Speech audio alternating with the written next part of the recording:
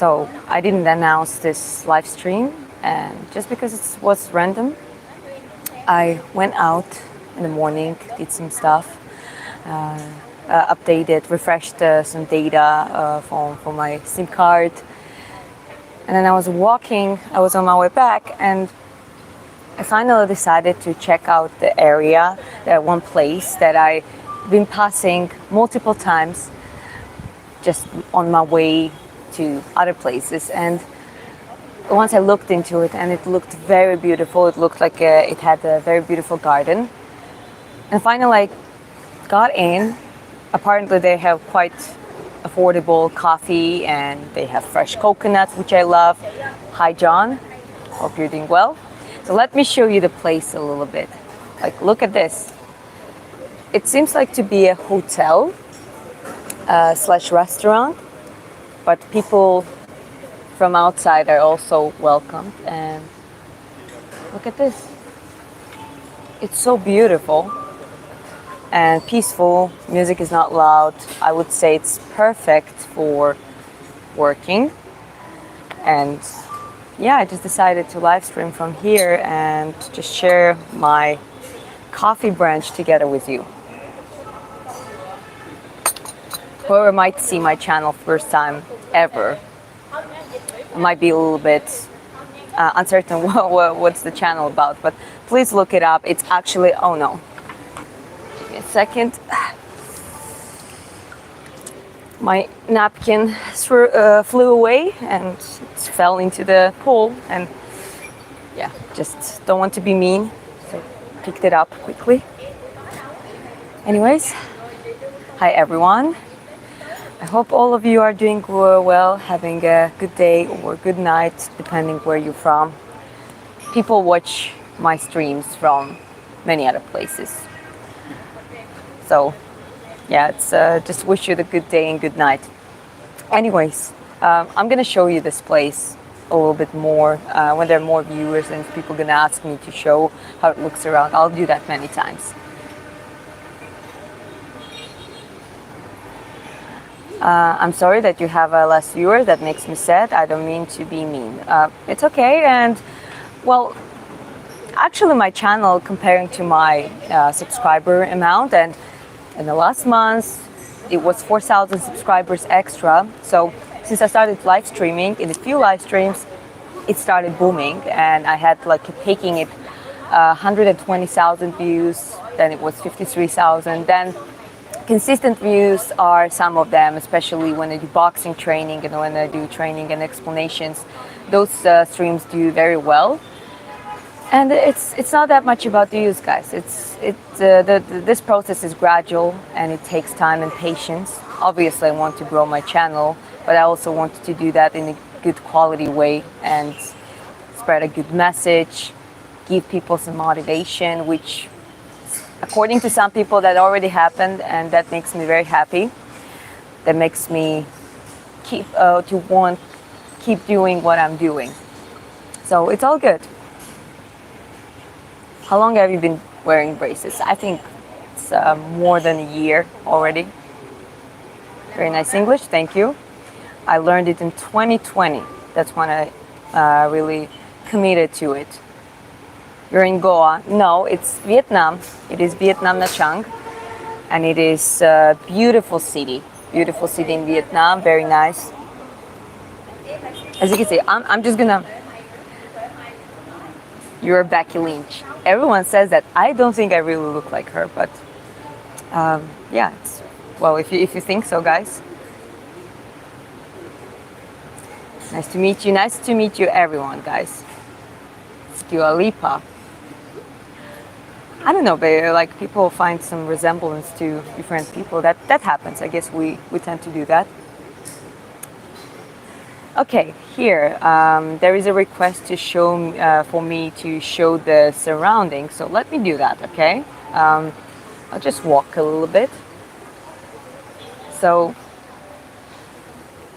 like here, it's nothing special. It's just like a wall, and they have some like laying things. And there's nice pool. It's like a beautiful garden. Let me just show you a little bit around. so you have a overall general view. So look at this. Isn't it lovely? And the inside area, this is how it looks.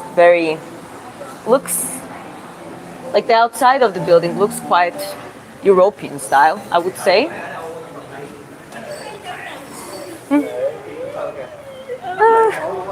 Sorry. Hello. So yeah, it's like a beautiful garden. You can just take a little walk. It's not that big, but as I said, it's like a hotel. So I suppose, I think those, some of those is the rooms for in the hotel. But this area itself is for everyone. As I said, I just came in from outside.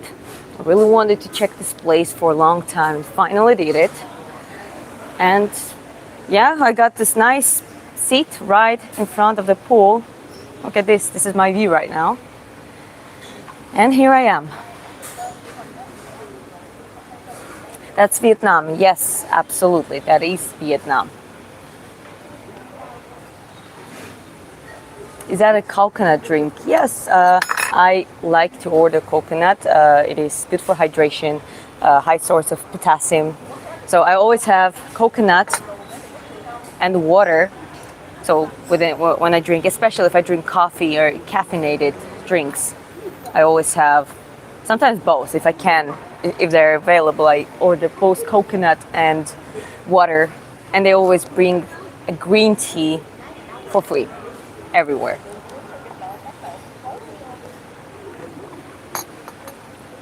I appreciate you guys. I appreciate all the compliments. As I said, you might not really get to know this one. Oh, sorry. From this stream, because it's just a chilling stream. Actually going to have a training. I'm going to stream my training later in the day. Going to do boxing. What is tomorrow? Tomorrow is a VO2 max day. But if you want to see more what I'm doing and what is my channel about, you can check out my channel and just see by yourself. Where are you from? I'm from Georgia, the country. So if you know UFC champions, Mirav Dvalishvili and Ilia Topuri, if you know some other Georgians like Lasha Talakhadze, Levan Saginashvili, so all of those are fellow Georgians. Do you kickbox too? Not really, never had any remotely close to heavy sparring in the kickboxing. Did some playful stuff and like know how to do roundhouse kick and spinning back kick and stuff like that, slow kicks obviously. But it just kind of came in through karate. I did karate before boxing, and that's where I learned how to do it.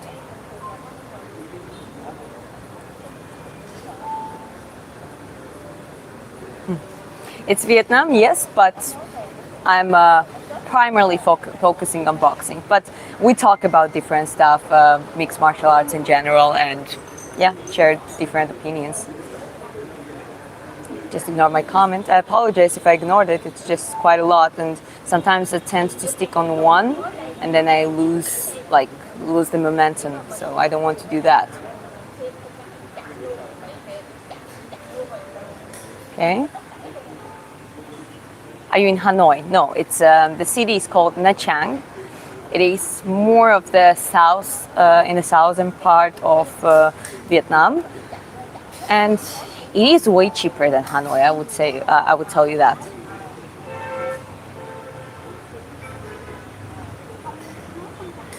Don't worry, you're doing great. Appreciate it, guys. Thank you. I'll have to fight myself. Well, as long as you don't cause yourself and others a trouble, and you like to do that, like training and fighting, that should be fine. Like, you look like an actress. Never did acting, apart from maybe some school plays, I guess. Or you. So it is... I didn't know you had a YouTube. I don't know. I think a lot of people don't know it, and it's fine. The channel is gradually growing. And guys, just one thing, please don't spam, and obviously don't be disrespectful, and especially don't be disrespectful to others in the chat, like to each other. We're just gonna time out people like that on the first time, and then just gonna hide them from the channel. As I said, I'm in the Vietnam Nha Trang, and this is like a nice hotel slash restaurant, coffee shop right next to, not next to, but quite close where I live. Pro record. I don't have pro record. I was doing amateur boxing, and I have maybe less than 5 fights because at that time the boxing, girl boxing in Georgia was something new. There was like a handful of us, so we did the biggest experience we got was from the open ring tournaments, championships, meaning that a gym or a gym's hosting an inner competition, inviting other gyms, other cities, sometimes even teams from the other countries. So that's how it was for me. But looking forward to get back to it. Like whoever doesn't know, I'm training to be able to have the stamina and conditioning and everything else that can make me competitive. So you can look up to my channel, look how I train, what I do. Also check. Today, later on, I'm gonna stream from my training again, and you can look like for a live what I'm doing and how I'm training for it. Are you a fighter? Boxer specifically. English. Yeah, I mean, I wish I knew Spanish. Maybe one day. I love languages. I love learning languages. English is my third language, and I learned it by myself, which I'm very proud of, and I did it around 5 years ago. So 2020, that's when I started committing to it. A lot of time, and then practice, and one more time practice, and then I married my husband, who is Norwegian, but he's English. He's like a generic American English. So now it's like a full-time language. Thank you again for coming for the stream. Appreciate you guys. I'm from Philippines. You're a fighter, boxer. I do boxing. I love technique. I love the philosophy. I love the strategy behind boxing. So I'm I even consider myself more of a coach. I think I would make a great, let's say, good coach in the future. And hopefully that's going to be one of the things I accomplish, raising some champions. That will be awesome. But beforehand, I want to get back to competitive level and get some more fighting experience myself. All these years I've been in fitness and the strength and conditioning and like just optimizing physicality / health as well. And I learned a lot of things that I didn't know before when I was younger, and I was in the boxing, had a hard time making weight, a lot of things. Now I would say I'm at my peak physical shape, and I feel that I can go even more. That's why I gradually, methodically training my VO2 max, training my footwork, combining boxing with sprinting, trying to follow science-based approaches that are not just the old school, like old school approaches. There's some old school that are very good base for certain things, but you gotta keep updated, and you gotta be aware how to approach your body. So anyways, yeah, that's what I'm doing.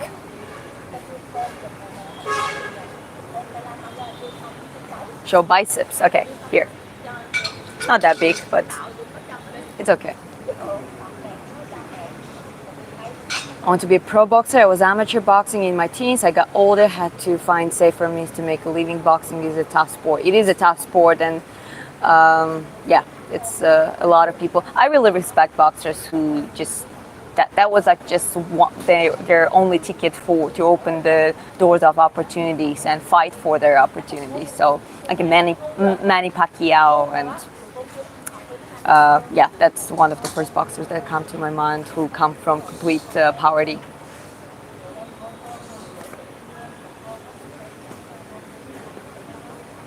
Okay. Becky Lynch. I should cosplay her, or like do her costume on the Halloween. Then, so many people tell me that we look like. You box. Yes, yes, I do.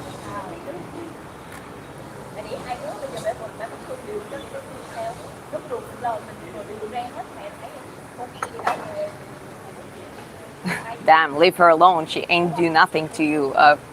Well, I perfectly understand that I'm live streaming, meaning that I expose myself to whatever, and I'm gonna moderate it as much as possible. Now, today, apparently, none of my moderators are here, but as I said, I'm gonna try to keep the chat as a safe and comfortable place. But I also understand that when you put yourself on social media, whether you try to bring value or just expose your body, whatever it is, you expose yourself to people. So you engage with conversation, and yeah, I mean, I'm not hiding that I'm growing my channel, but as I said, I'm trying to do that in a quality way.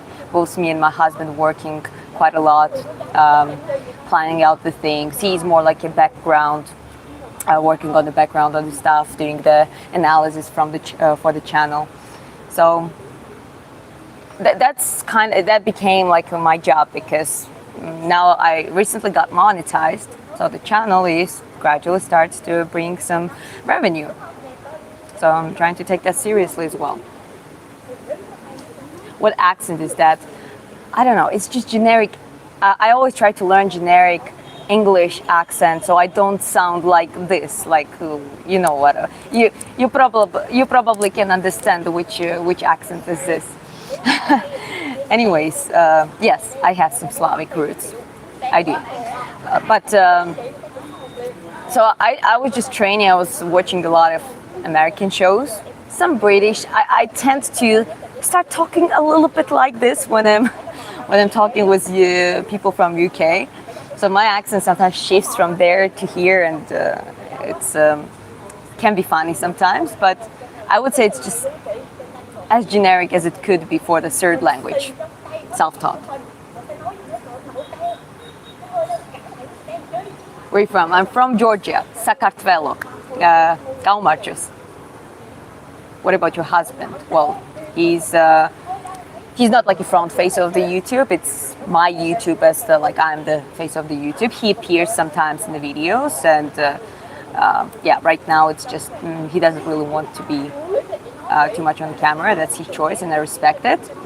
And well, he's been in extreme sport, proximity wingsuit flying, one of the best in certain niche, like in certain elements there. Very dangerous sport. Crushed, was diagnosed with GIST, gastrointestinal tumor.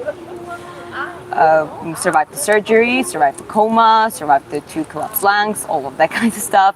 His crash kind of saved his life because of the cancer. Probably would just it was encapsulated, but it was 2.5 kgs of the tumor encapsulated. If that would break, which was a miracle that it didn't before that, he would probably die within the days.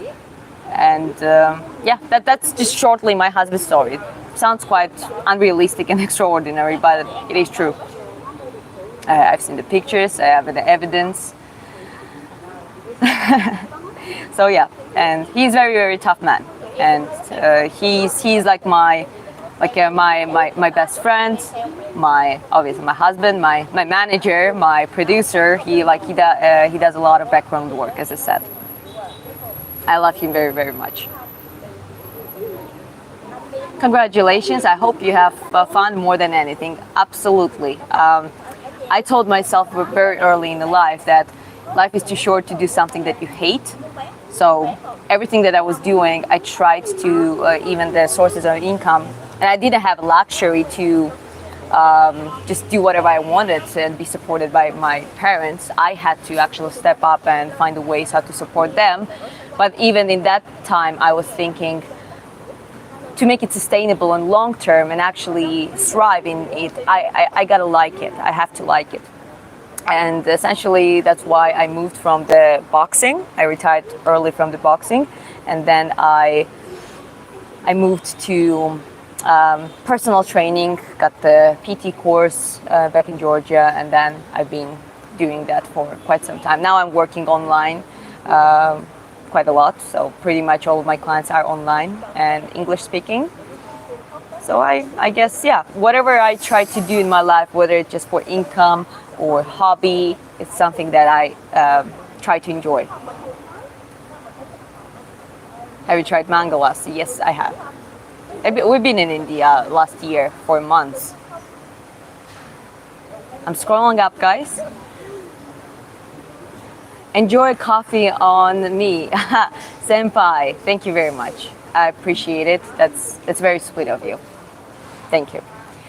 I mean, guys, obviously, all of your, I'll be honest, I'm a little bit shy when it comes to, put this, like, donate in super chat, all that kind of stuff. I think just people already do that occasionally, and very appreciating it, because it's just like, it's a free will, and doing something nice for someone, trying to support them. But I'll let you know that all of your memberships, if you acquire a membership or donate in a super chat, that really helps the channel. So especially in the beginning of stages, all the revenue that's gradually going to get accumulated, going to go for the quality enhancement gradually over time. So it's highly appreciated, guys, and thank you very much. Again, Senpai, shout out to you. It's very sweet of you.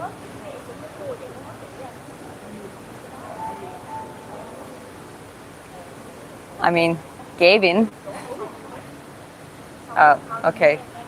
That's, thank you very much. I mean, that's a lot. Okay, I don't know how to react to that. I mean, anyways, guys, thank you very much. Also, you know what? Let's make it a little bit more fair. I mean, whoever is donating like this, I mean, also feel free to ask questions like regarding your health, regarding the for example, training. If you have a certain questions when it comes to the training and lifestyle and diet, I'm going to try my best to respond to those questions and focus on them. Okay, so just feel free to do that.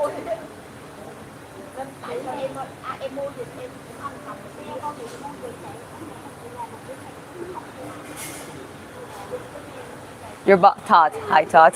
There's some familiar faces. I like. I have quite a good memory with, like memorizing profile, a person's face. Sometimes I forget names, but with a certain, so there are certain viewers that like being with me quite a long time. So, yeah, hi.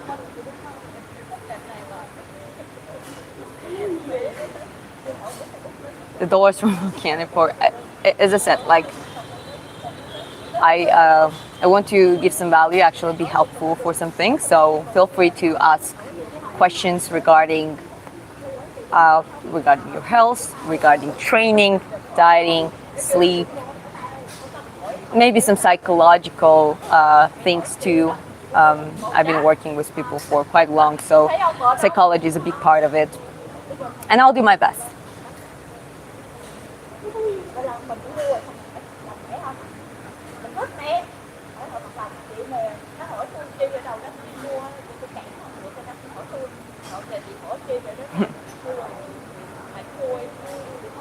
Okay, what country are you in at, and what time is there? It is, let me tell you, so it's Vietnam, Nha Trang, and the time is, it's 10:47. It's almost 11, soon to be. Who's your favorite current boxer? I gotta say, Alexander Usyk, with his later performances and his personality, everything. I think he's getting to the top of the one of the all-time legends. And as I said, combined with his boxing IQ, his technique, his resilience, his discipline, his personality.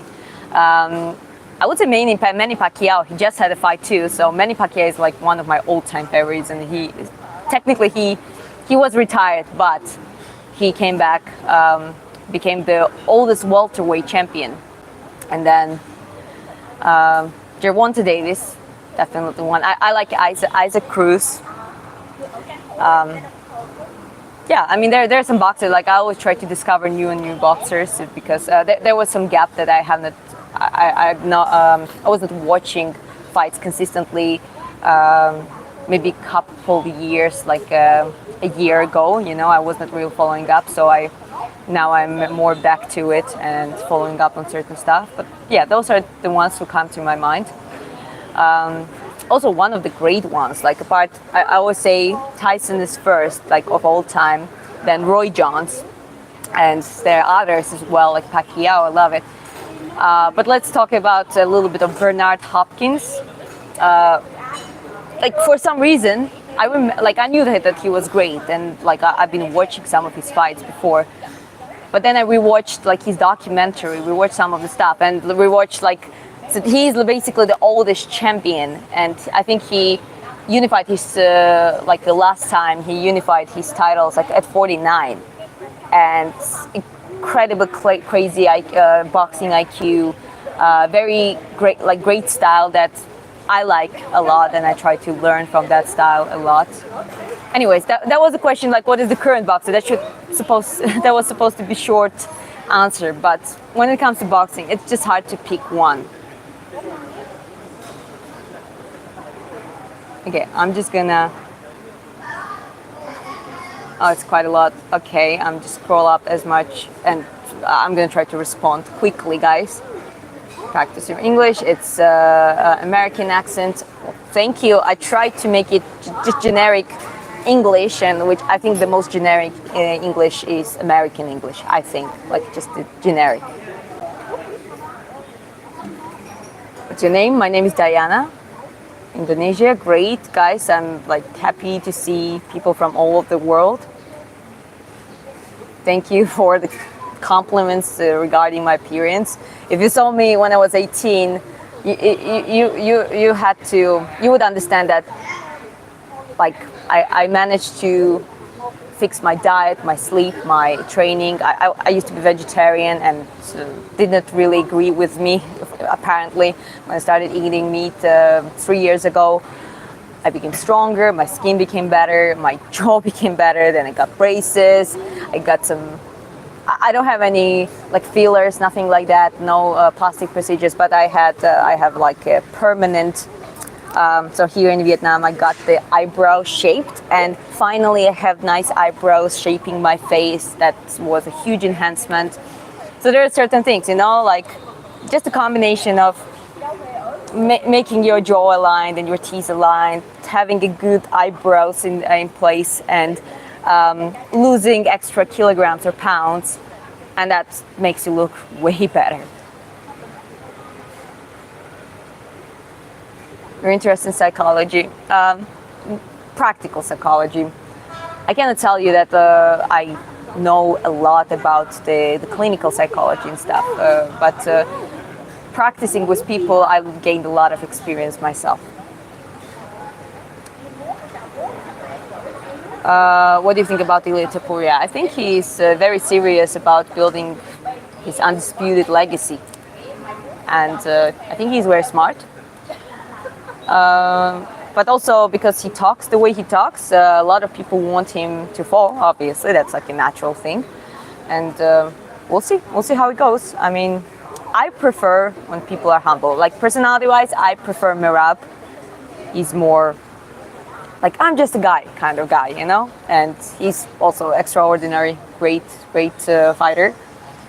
If his stamina is crazy, you know that. But in general, so far I respect Ilia. I think he's great and he's on the way to the greatness. Let's just see how that keeps going.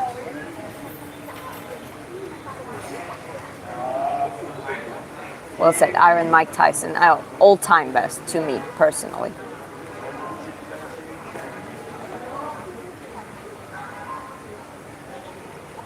I think Usyk Lomachenko is very impressive. Yeah, I mean Lomachenko is also one of the all-time. Like, I think in 2014, according to the Ring magazine or something, he was acknowledged as like the best boxer, like a pound to the, no, not pound for pound, I don't want to say it mistakenly, but at some point I remember he was like named of the boxer of the year or something. Yeah, that should be more a correct thing to say.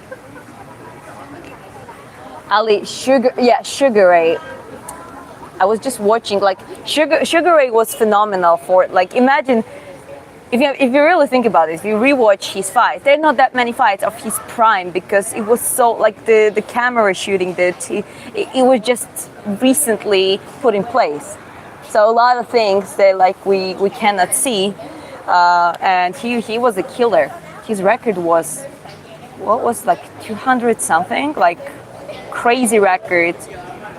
Some losses in the end of his career, but at some point he was 200 something and one loss, and it was like an earlier loss. And he was he the one who actually killed the man on the ring? Just the left hook, just right on the spot. It was, I think, the Californian guy. I mean, poor guy. Unfortunately, that happens not that often, but it happens. But yeah, he was so much ahead of his time, and I think he was actually the one who inspired, like, this rapid evolution of boxing. Like Ali himself was saying that he was inspired a lot by Sugar Ray Robinson.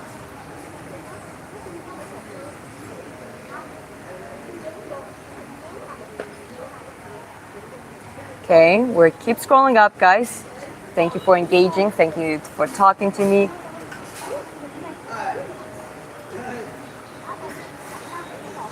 It's found in the liver when they ask for a simple body check.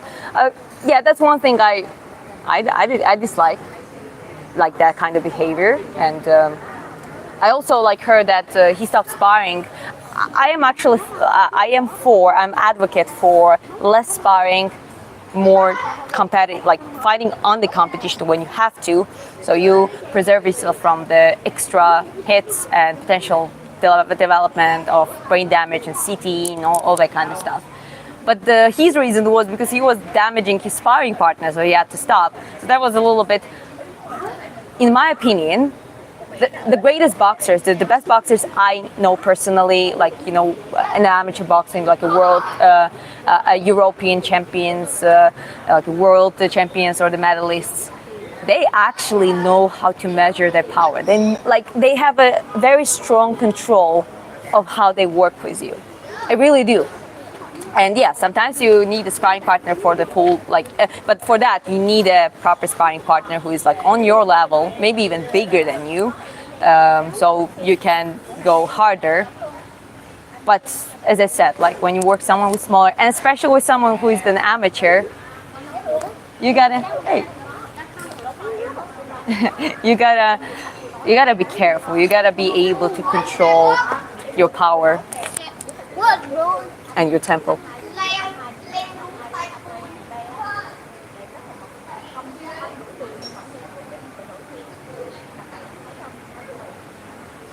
I'm not from Russia, I'm from Georgia. Yeah, Arthur Beterbiev also go to when is the Arthur Beterbiev and Bivol next fight, the third one? I actually, like, this is one of the fights I think they're like both great, and yeah, it's like a good trilogy. Hi, come here. Look at this. They're adorable. Fav movie, Fav combo. It's good. Well, Fav movie all time, the Escape from Shawshank. I think that's the.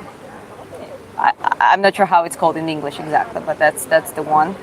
And my favorite combo is, I can show you actually. It's a shadow boxing, so there are few: jab, hook, uppercut. But also I like to hop in with the jab, go to the stomach, bump, bump, bump. You know, come up to the head.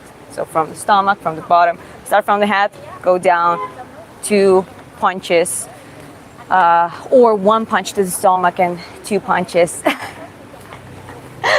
He's so funny. And 2 punches to the head. Taporia versus Islam. As I always say, whoever's going to be able to impose their game going to win, and I think it's 50-50. Both have a chances to do that. If Ilya gets in like he always does and lands those hammer punches, I think Islam's going to be done like everyone else. But that's the thing. Islam is one of the greatest right now, and the reason is because he knows he's extremely skilled. He has this very strong grappling. He's quite strong in striking. He might not be a power puncher, but he controls the distance well and all that kind of stuff. So if he manages just to don't let Ilya do what he wants to do, I think he wins. Hamzat versus Dricus du Plessis, another one. And I honestly think, despite Hamzat being very strong as well, strong fighter, dangerous fighter, I think du Plessis gonna win. He's unorthodox style and wearing like he's quite determined and has quite good endurance. So I think he's just gonna wear Hamzat out. But again, it's not 100%, and I'm not like a professional UFC/MMA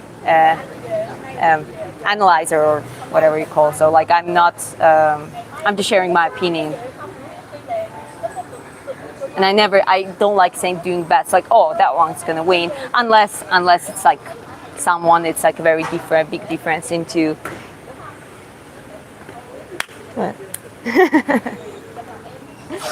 Unless it's someone who's very much into. There is a big level difference. From Uganda, hi, greetings from Vietnam. Do you like Brazilian Jiu-Jitsu? I practice a little bit, but I didn't commit that much time, to get any belt or anything like that. Okay, guys, I'm scrolling all the way up, okay, so I don't lose the momentum.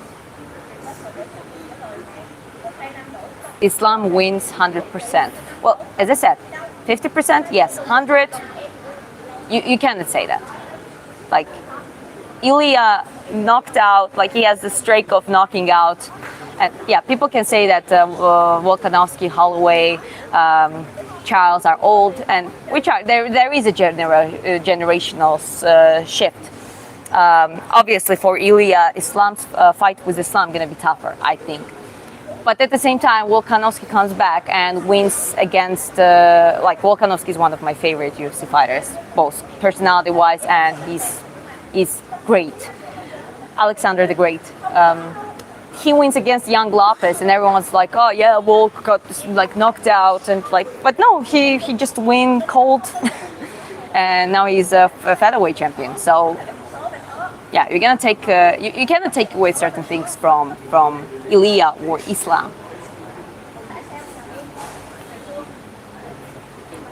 What are beauty standards in your country? In Georgia? I don't know. It depends. I have no idea, honestly. It's pretty much, I think it's quite westernized when it comes to the beauty standards, relatively full lips, nice eyebrows, smaller nose. Yeah, a lot of Georgian women get the nose job. Not like Iranian women, all have like the same, seems like they're having the same surgeon or something, but definitely is a common one. And yeah, some like to be blonde. I don't know, like you're gonna see, you would meet a lot of different type of women, beautiful women in Georgia. Is your natural hair color? No, it's not. I'm more like a light brown or like an ash light color hair. So it's not like a ginger, and it's more like a silver ash pigment rather than ginger. But because my hair is quite adaptive and quite light, it just takes the dye very, very well. Okay.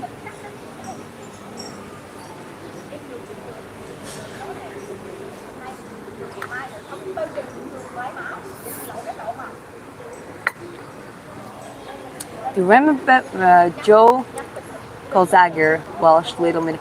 Actually, I don't know who's that. I'll be honest, and I'm gonna screenshot it and look him up later. Yeah, because that's never beaten, and 46 straight wins. That is very impressive. That's very impressive. And like that's the thing. There are fighters and boxers and fighters that have that kind of record, but sometimes they're not that known, not that hyped up, or not that famous. So I'm definitely gonna look it up.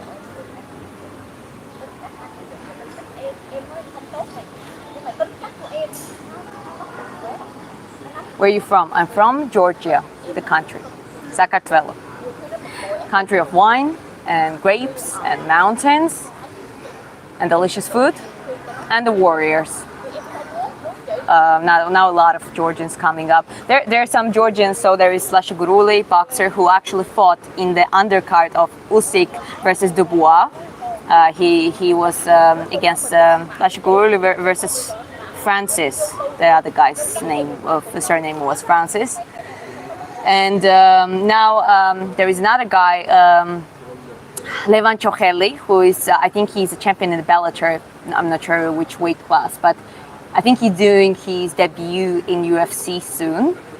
And yeah, I mean, Georgians are taking over quite a lot. And I mean, not gonna hide it, quite proud of it.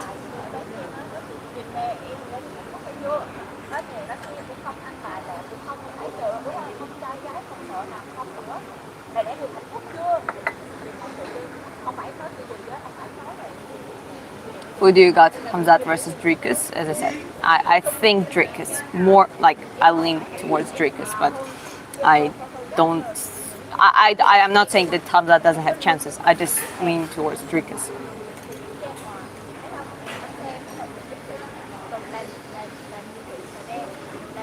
It's a quite nice coffee here, guys. It's like Vietnamese coffee is quite bitter by itself, so if you just take a black coffee, it's quite bitter, but it is like with a condensed milk or as a cappuccino, it like gets sweetened up, and it's very strong. Vietnamese people drink coffee all the time. They might tell you, okay, let's go take coffee in at night. I don't know how how their body tolerates that. Like in the beginning, when we came here in Vietnam, we were obsessed with the coffee. But then over time, I realized that my sleep started getting messed up. I had like heart palpitations and like almost an anxiety like attack. Okay, guys, don't spam, please. Hamzat win 100%. I mean, good for you. We'll see. Okay, we'll see. If you're not gonna stop spamming, I'm gonna put you on the timeout. Okay? It's not okay. I'll do that because, guys, you're pretty much being respectful. Everything's good, but it's just not. Yeah, let's just set the tone a little bit. Okay? No spamming, please, because I read this stuff. We all read the stuff. Can engage in the conversation, but let's not make it like a crazy because. Let's be honest, we all hate spamming. Like spam. It's irritating as hell. Time out like the little children. Yeah, I mean, you gotta do it.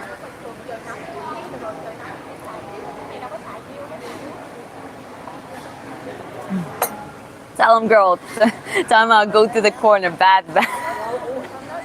I mean, it's funny, but we humans are grown-up children, and especially on the social media, you can see that. Like sometimes it's like if you don't really set a little control, a little, like certain rules. It doesn't matter how it sounds, but like if you don't set certain rules, a grown adult's gonna start acting like children, and I think it's not bad. It's quite funny. I find it quite amusing.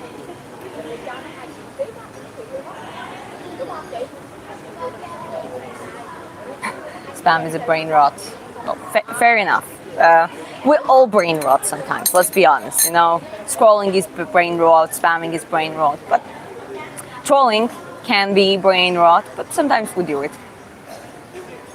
Though I'm lying. I never do spamming. I hate spamming. Maybe. Yeah, that's not the thing. Tell something about your childhood. Okay, I'm the oldest child in my family. my parents are divorced. Divorced when I was pre-teenage year, like 12, 15, but it was like a long process. Like it was 2-3 year process totally. And I have only sisters.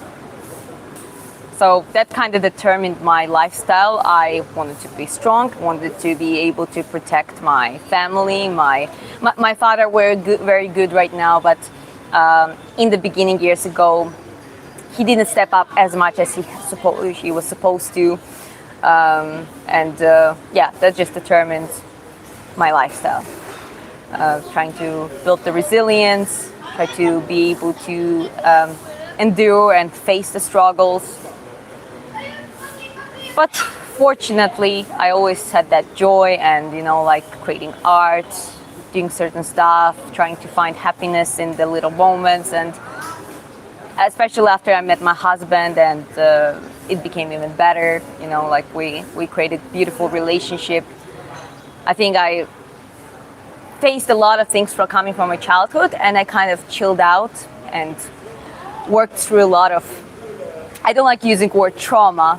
I don't call them those traumas, like from the post-Soviet countries. There is no trauma, there is no depression. What is depression, kind of thing? But certain things that, like mental blocks that I used to have, I worked through it, and this is there are a lot of great moments in my childhood, a lot of good stuff, but there were a lot of struggles, a lot of obstacles, a lot of struggles that shaped my character.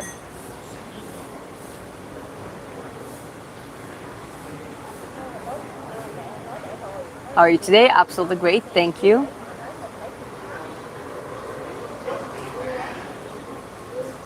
You're absolutely gorgeous and your boxing's legit. Thank you. You're excellent at drawing.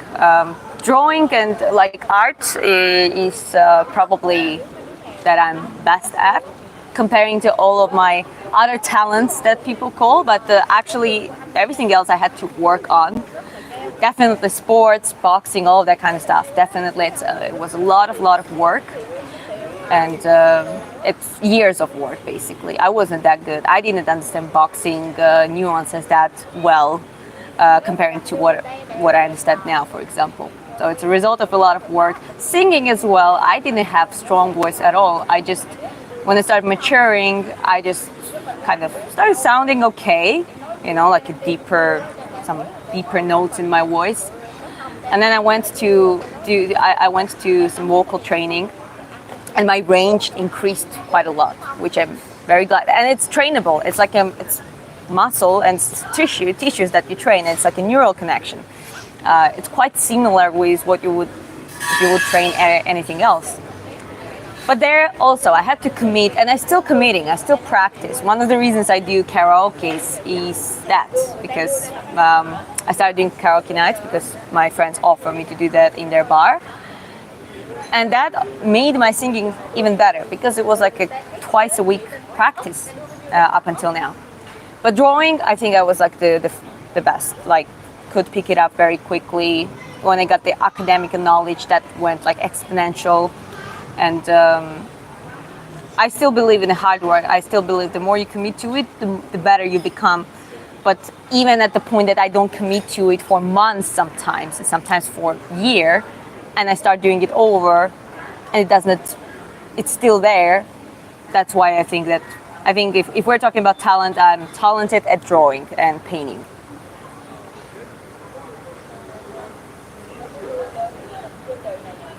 My grandfather got hired by Walt Disney because of my grandfather had beautiful hand drawing. Haha. Oh, that's cool. That's a cool story. I mean, like Disney animation and all of that stuff was a big thing at that time. So that's cool. Tell us more about your grandpa. Maybe there are some stories. I guess Stalin was also Georgian. In Asia, people have a very positive view about him. Yeah, and I don't. And a lot of younger Georgians, and not only younger Georgians, older Georgians, but who suffered like directly and their families suffered of his dictatorship. Definitely are not.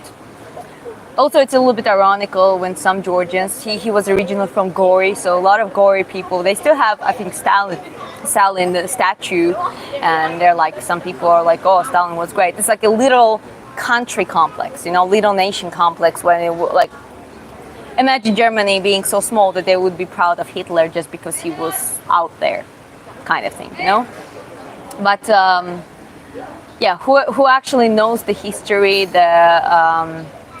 all the repressions, the way how they dealt with intelligent people and the people who actually were free thinkers and just like not aligning with regime. Yeah, so many people died in that regime. So many families were destroyed in that regime. And Stalin definitely was. You cannot take away from him the fact that he went out there and he was cold-hearted enough and smart enough, and there's certain characteristics that helped him to build the whole, become a dictator and rule for that long. But at the same time, when it comes to something to be proud of, not really. So many people suffered from that period. Sing some song. Okay, let me. I don't want to get the copyright claim, but there is this one song from the Pitch Perfect that there's a little beat and I can just play it with my hands. So.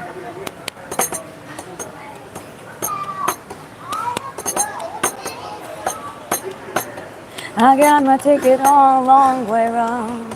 2 bottles whiskey's on my way, and I sure feel right, some sweet company. And I'm leaving tomorrow. What you say? When I'm gone, you're gonna miss me when I'm gone. You're gonna miss me by my hair, you're gonna miss me everywhere, but it's sure you're gonna miss me when I'm gone. Something like that. Here's a little song for you.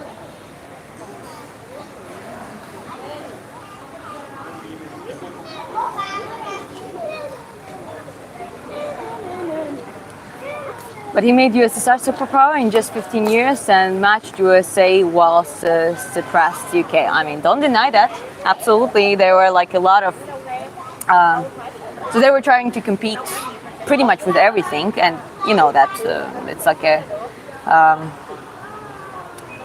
if you have an ambition to be world's first country or second, or whatever, you compete on the top level. And as I said, you cannot take away those things. Maybe I even believe that you can learn from bad people. You can learn from generally bad people, from their intelligence, from their capability of being cold-hearted whenever it's needed. And some other traits like that, strategical approach. And yeah, you cannot take away from that. I'm just saying, if you look at the other side of it, if you look for like how it worked for many people, it didn't work well. You rather had to be in a system, fully be dedicated to and praise the government, and you would get,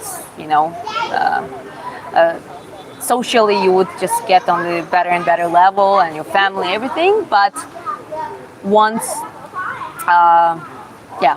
you disagree with something, you're done.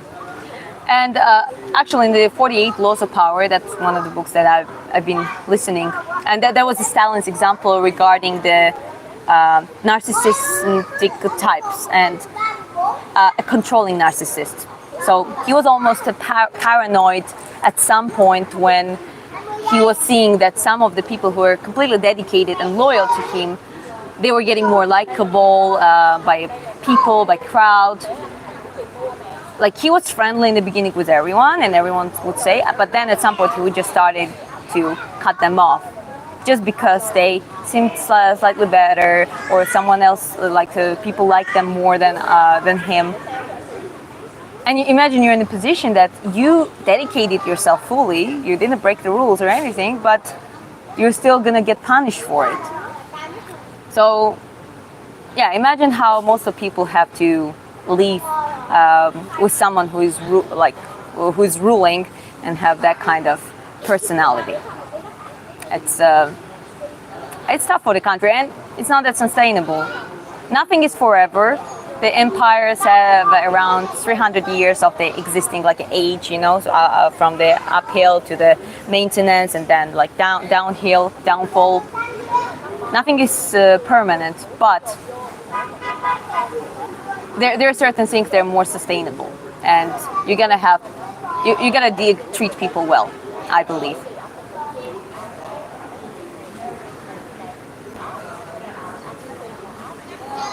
Show me your tattoos. Okay, so this is my biggest tattoo, one of the biggest tattoos.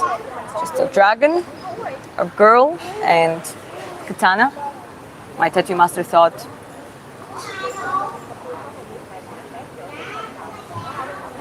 then it's sadly the same way right here in the US. Well, it might seem to you that it's the same way, but it's actually not. US constitution's principles and the power balance is completely different if you compare it to even current Russia. Trust me, it is completely different. Just because someone comes out and says certain things, and it might sound crazy for you, the most important thing what happens on the background. So when it comes to power balances, US is way better. I'm not saying it's perfect, but it's way better than Russia. In Russia, the constitution is wiped like it's like a toilet paper. Like a current government just changing it, writing it off, adding new laws, breaking the ground laws since I don't remember when was the Russian constitution established, but as like a democratic country. But yeah, it's definitely mistreated, and so as I said, power balance is different.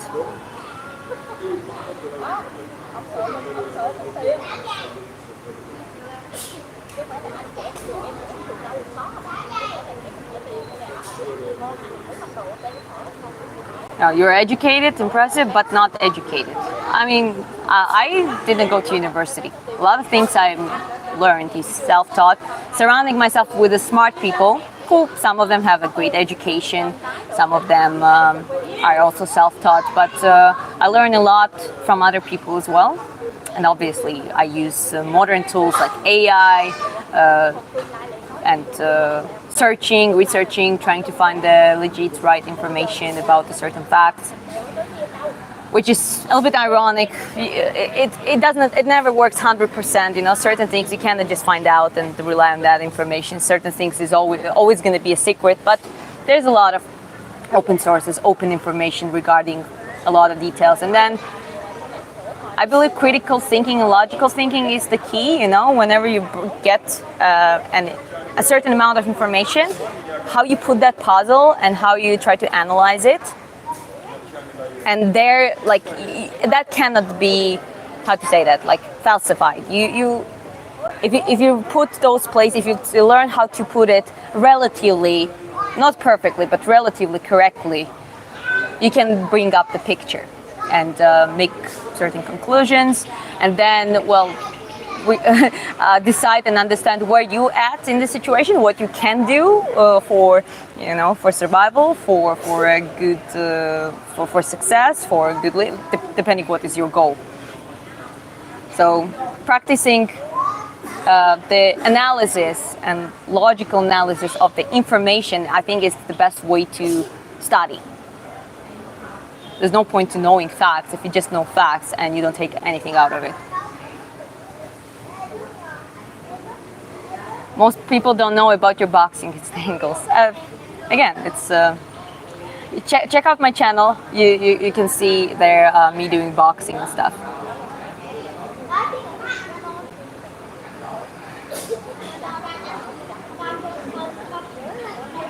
Intelligent. Thank you. Trying to work on it. It's always it's a constant work. You never should stop.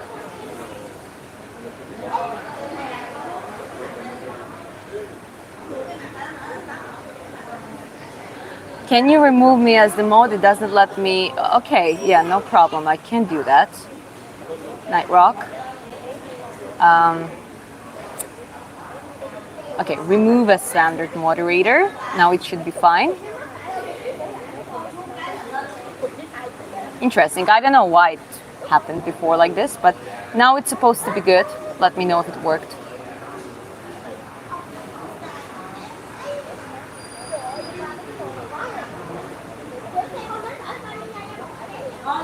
In US history, it says us military saved Europe, but we entered the war late, and USSR was in the it longer and took more casualties. Yeah, it's like it's so interesting how like the biggest countries like US, China, Russia, for example, maybe some others too, and even smaller countries, how they teach the history. So. Like if you actually that's a good point. That's a good point, and that's a rightful point. Though when in World War II, U.S. entered the war, without U.S. entering the war, probably the war would be lost to Germany. So once U.S. entered, I mean, you know that the Oppenheimer project, all of that kind of stuff. Hiroshima and Nagasaki. I mean, horrible, but it was like a power demonstration that kind of put the dot on that war. In World War I, it was an agreement, but apparently that didn't work. So they didn't. Just purely strategically, they just decided not to make the same mistake, and which caused horrible casualties and losses. But for example, in Russian history, in the Russian schools, they teach that, and even in Georgian schools, like I didn't know that the U.S. actually did much. Like in the history book, there was a lot of about like Soviet Union being like the hero, and obviously they have their contributions there. Like they went into Berlin, took the Berlin down, and actually the person who, I forgot the name, but the person who put the flag, USSR flag on the Reichstag was Georgian by nationality. I'm pretty much sure. You can double check if I'm wrong, but at least that's how we've been taught. And but like, so you know, you read all of those like, you know, accomplishments, how like how Soviet Union stood their ground, you know, and essentially they won the war. And you have like the Hiroshima and Nagasaki, like the American part is like just one sentence and that's it. So they say that we won the war. In reality, both sides had their contribution essentially against Germany, but like no one teaches it that way. Or everyone takes the one side of the history, like one piece of it, and they just present what makes them look better. Because it's important. People, you gotta give the people the sense of pride, sense of that your country is the strongest, your country is the best. So yeah, that's interesting thing. I think that's why we gotta learn. There's no point learning history from the school books. The best way you can learn history is from the open sources, and listen to someone who neutrally analyzes how it really was, like without taking a side or taking a certain position in it. And yeah, anyway, very interesting topic for conversation and for thought as well. Hi Kyla. There's always multiple sides to any story. The victors write the official history. Exactly. Yes, that's shortly saying that is it. Hi, how are you? You well? I love this story time. I'm just having conversation, still having my coffee. Thank you for joining for Q&A and coffee time.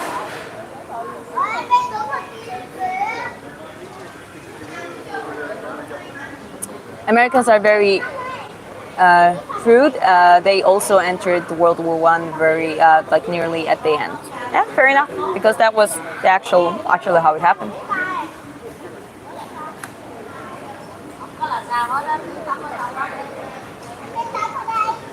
Hanging out with you is always so much fun. Thank you. It's a pleasure to have you and everyone here. Where are you from? You say I'm from Georgia, the country. Originally from Tbilisi. I was born in Tbilisi, which is the capital of Georgia.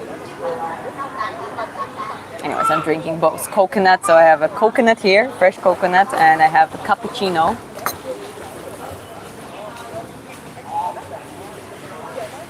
Let me actually, there is another comment. In the books, they officially entered late. In reality, it was completely different. US entered early, but to proxy to the English, secretly supplying them armor while diplomatically not entering. Yeah, that's also true. So far as I'm watching documentaries, there have been a lot of things happening on the background. So it's not like completely you're out of it, because it just doesn't happen that way. When you have a world scale, or like half of the world scale war going on, you always gonna. So at that point, many things were happening. The FARA law was established in that period against potentially Nazis and communists, and so inner security, both like FBI, CIA, got established around that period as well, if I'm not mistaken. So it was like a lot of things being happening on the background, and that makes sense if we think about it. You know, you cannot just sit and, well, the war is going on, we can just chill. We're overseas anyways. When you know that Germany is developing new technology, there is like in World War II, you're getting such a rapid innovation of the Air Force. All of a sudden you have planes that can just literally fly over and strike your country, right? So you're not that safe anymore, and just being overseas doesn't help you. So many things been happening simultaneously in the World War II period, especially, that they had to do officially without entering and sacrificing their basically man force.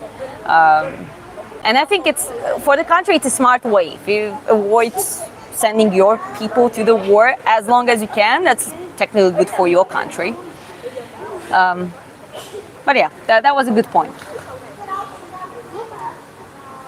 How is coffee and coconut taste? Good.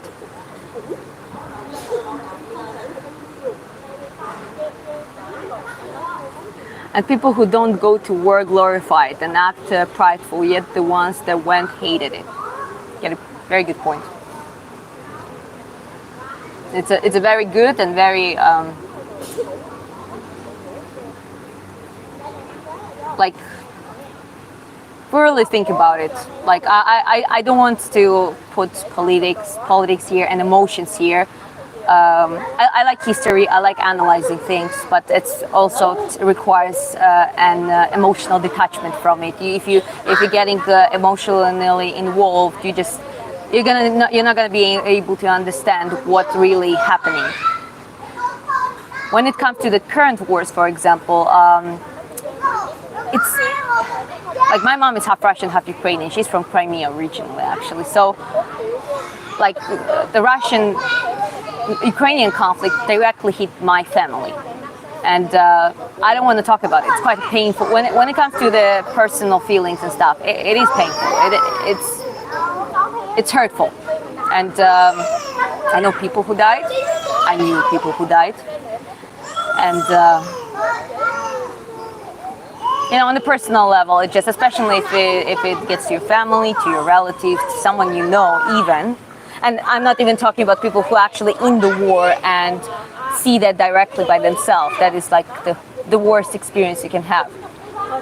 And that's why we, as a humanity, I hope we evolve to the stage that, okay, you know, let's try to focus on really start thinking how to stop those things happening, because unfortunately wars bring money and bring new lands, new natural resources. Doesn't matter if it's proxy, doesn't matter if it's a direct war. Like there is always so much profit behind it, and that's one of the reasons they still exist. And the wars get more complicated, more evolved, more nasty, more damaging.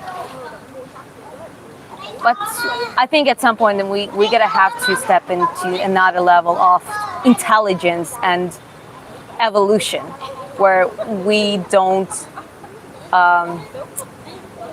we stop capitalizing on the war and put the actual human being, human's life, human's potential for creation on the higher level.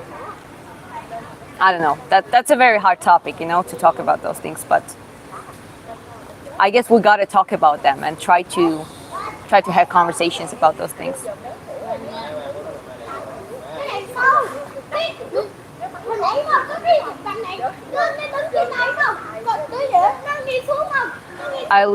Emotional detached too.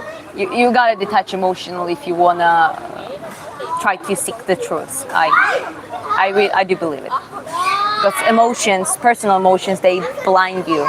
They're always gonna put you in the position of you're gonna start taking sides. I love talking about stuff like this, but it's so difficult to find anybody to have an actual discussion anymore, and you make my brain happy. One of the things of the evolving to the next step, I think all of us have to start to accept the concept of agree to disagree. If we agree to disagree, and there's some opposite side of and maybe some radically opposite opinion, and we're still able to have a conversation, make a point, put certain facts, try to analyze them together, even in the conversation, and get to some conclusions, and maybe even agree on some things. Imagine having a diplomacy on that level. Imagine on the governmental levels, that's how people would solve the problems. No ego, nothing, just the raw orientation on the outcome. What's going to be out there? There is a problem. How do we solve that problem? If we do that, what will be the outcome? How do we achieve the best outcome for the humanity, for the societies? No emotions, detaching from the personal feelings, detaching from the different emotions, as I said, and focusing on the positive outcome at long term.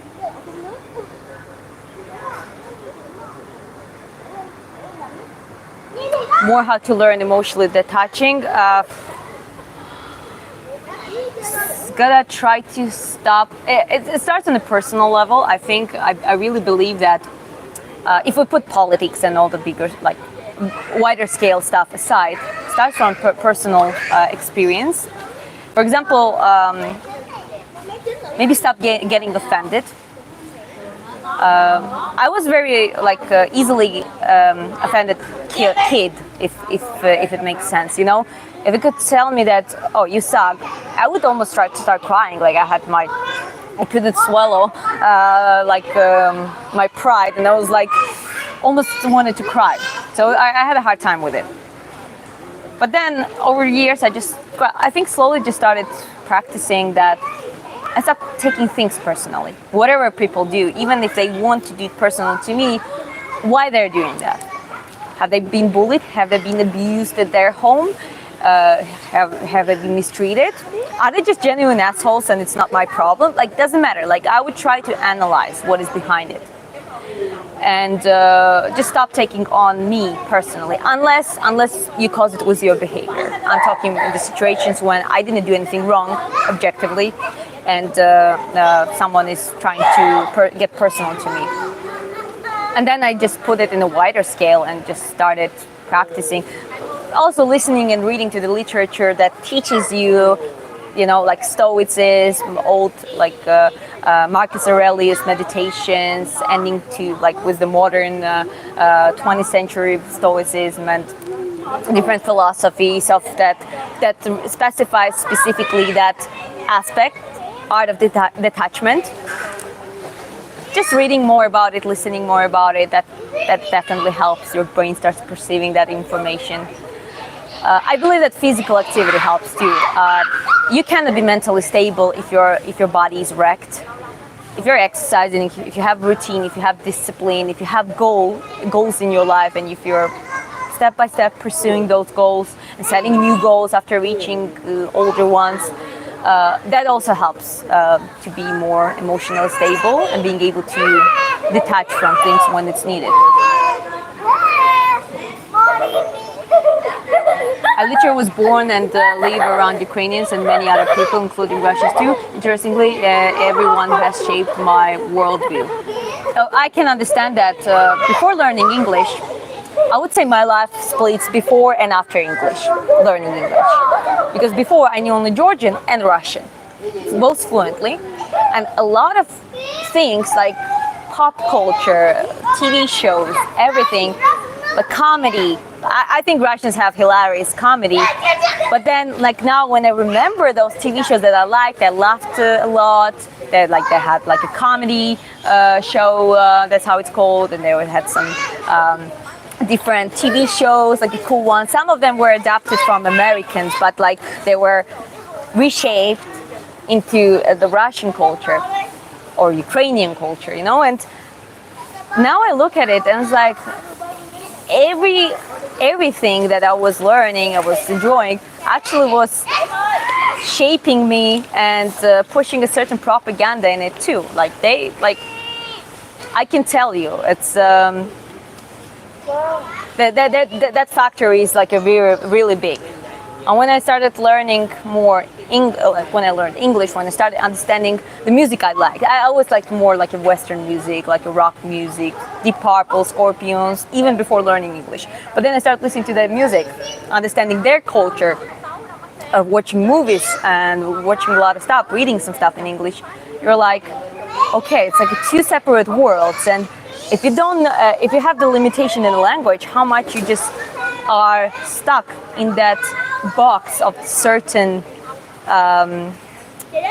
culture that shapes you, and you kind of start thinking that, oh, that's the ultimate truth, that's how it is. But in reality, it's not. It's just the one side of the. It's just one culture with certain narratives, certain cultural influences, certain values that just shapes you. So you're not you exactly. You are the product of that environment, of that society. And that's why I'm like, guys, learn languages. Learn from the open sources. Try to have conversations with people, even if it's like you completely disagree with them. Still try to listen. Maybe you actually have a luxury to see and understand their perspective. Maybe they actually unlock something new for you. And just collect different pieces of the information around everywhere in the world. If you really want to be an individual, something close to have an individual and free thinking. Here's my biceps. Nothing impressive. That's the way it should be, but unfortunately, corruption runs ocean deep. Because corruption runs in the human nature. Short-term thinking, survival. Because in reality, let's be honest, our brains are not created for happiness. Like all this long-term thinking, this is actually, it's like a higher level of intelligence. It's like more of, it's becoming a little bit above of your animal nature. But when it comes to the animal nature, our brain's thinking about how to survive now, meaning focusing on the short-term stuff, meaning like how to make money as soon as possible, how to do this and that. And you can see even bigger corporations, even like a big con men and scams, they don't think about, okay, how do I benefit society like generations ahead? No, they're thinking about, okay, how do I fuck up everyone and make a lot of money and just set well off? Because I think primitive part of our brains, this is how they work. We are wired to survive, and obviously money and wealth is associated with survival and success and security. And here we go. So it really takes another level of evolution. Like you gotta evolve. The humanity has to evolve to a certain point that, like in Norway, I think is one of the good examples. In Scandinavian countries, like we actually talked to some Finnish guy, they have pretty much similar situation. Like like imagine having natural sources. And Norway doesn't have problem with they didn't go through the oil curse, meaning that the countries that discover oil, they become bankrupt after some time. They become rich, but then because like the overconsumption of that natural source. But Norway created like a system when they like the balance became good. When the oil would go down, the other investments, the stocks, and all of this would come up, and it's just like balances itself. And I don't think they use majority of their oil sources. They also found out. Sorry, guys, it's a jumping spider. Come here, buddy. Look at this. Look at this little buddy. They're so adorable. Like, I love jumping spiders. Anyways, short was saying, so Norway somehow, taking just that country as example, they managed somehow to put like collective mentality into priority of long term for the future generation, or the future generation. They just think about it that way. And essentially they managed to build up stuff that works. So I think it's an example of that humanity is actually capable of doing that stuff. It just, we need to get to the point on the community, like personal level, community level, family level, community level, and societal level within the country, to the point that we start thinking together, okay, what do we do to make everything better? Not just a personal need, not just the short-term thinking. So that is my point.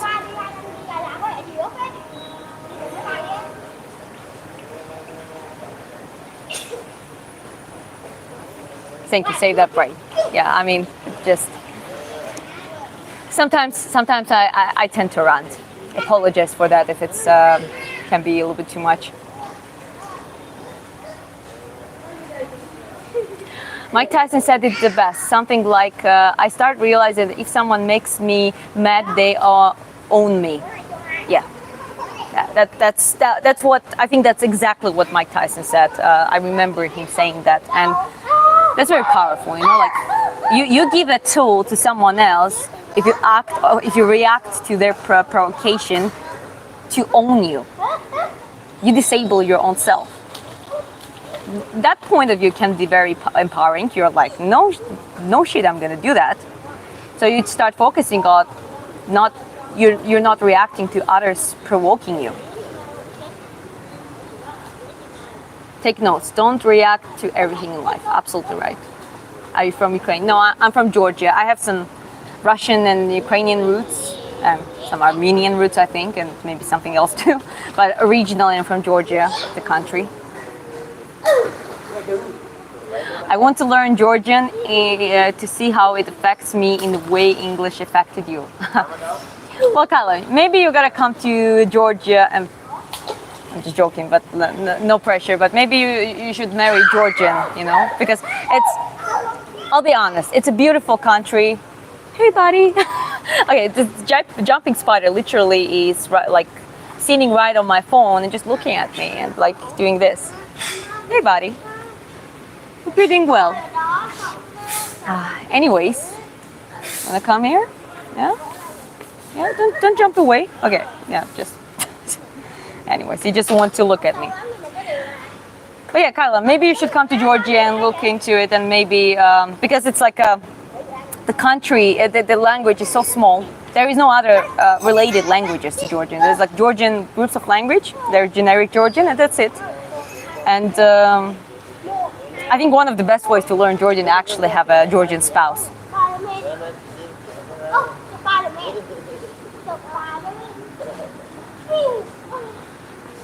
Yeah, she really is dreamy. Diana just mentioned the Scorpions. Scorpions were awesome, 80s, 90s. Yeah, absolutely. Scorpions. Again, all of that music is older, way older than me, even before I was born. But thanks, we're living in times that we have internet, we have that net, that like we can just preserve those records and those concerts and lives and everything. And yeah, this is like how I was able to discover that kind of music. Texas barbecue. I want to be like once I want to end up into a Texas barbecue. I don't know. Whenever we're Texas, hope you guys wouldn't mind to me and Chris coming over and joining you for a barbecue. Очень впечатляющие слова. Thank you. Appreciate it.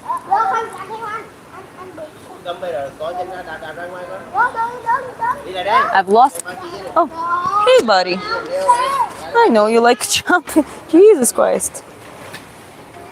Come here. Look at this. Like, oh. Okay, don't jump too much. Yeah, just stay here. Just not attacking you. Okay, like he just likes to climb all over me now. So, okay, just chill. And doing like this thing with the I don't know what is it, but it looks adorable.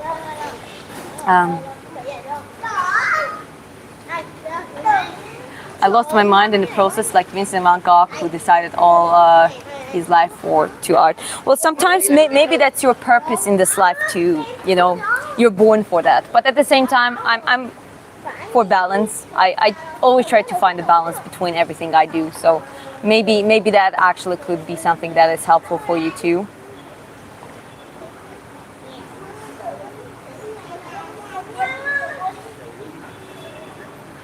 I might have to disagree on that one. That might be a misunderstanding on the English, but what I've learned is that human nature is programmable. Corruption is more taught, I would say. Well, corruption as an outcome, obviously, it's been taught when the society started developing, like so from the tribal, like caveman period, and getting into tribes, and like getting to the point that creating first money, like something that you would exchange for something. I think corruption was born at that period with the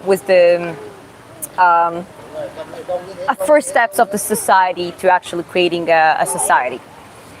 But I think it comes from the, as I said, like a fundamental human, like primitive part of the nature, which is survive, and it kind of came from that, and it just got shaped into. So I can agree that it's programmable, and basically evolution is the, like if we would become like an apex predators, for example, who just don't have to evolve because they don't have to survive. We had to, because we were not the strongest animal out there. We were quite endure. I think human is the most high in endurance. They could hunt for days and like just hunt down by exhausting the animal, for example. But we really had to evolve. We had to reprogram to simply go through the evolution. So I agree with you, but I still believe that there's certain, like a primitive, fundamental parts of our nature that are just determined a lot of things, both negative and positive.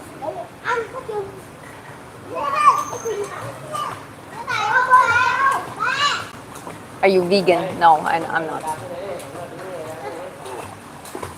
I never met anyone else who's thinking jumping spiders are cute.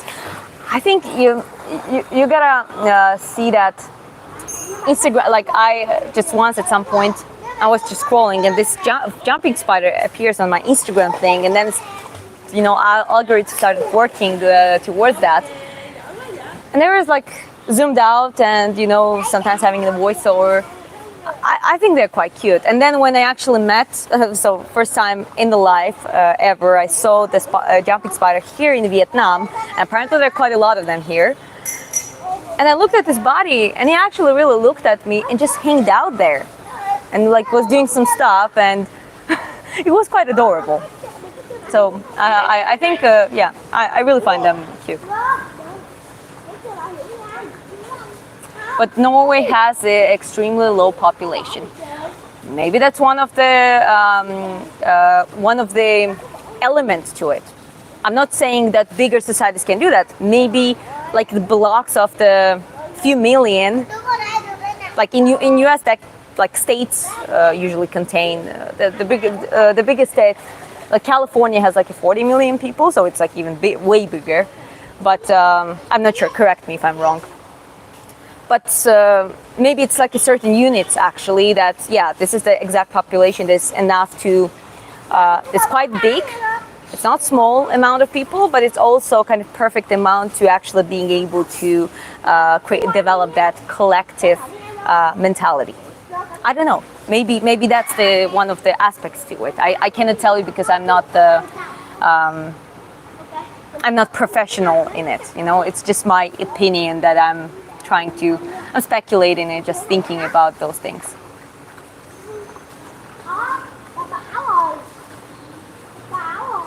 For example, you could teach a kid that the color orange is called that green. That's what human being is. It's a computer that can be programmed, can be deprogrammed.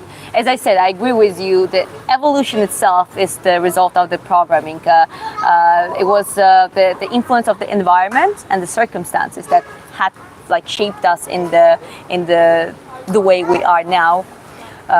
So it's just like about, but also it's when it happens for 10,000, 100,000, millions years, so it starts getting more and more ingrained, like piece by piece, generation from generation, and it's like a long chain that is just getting like keeps growing and becoming longer, and preserving all those elements from the previous generations. And yeah, I mean, I basically agreed with you that human being is programmable, and evolution itself is the fact of us being programmable. Can you speak Georgian for us? Yes, I can. Shemizlia. Shemizlia is I can. იმედია რომ ყველას კარგი დღე გაქვთ, ყველაფერს საუკეთესოს გისურვებთ. I said yeah, I can, and I hope everything's going well on your side, and I wish you the best. That's what I said in Georgian.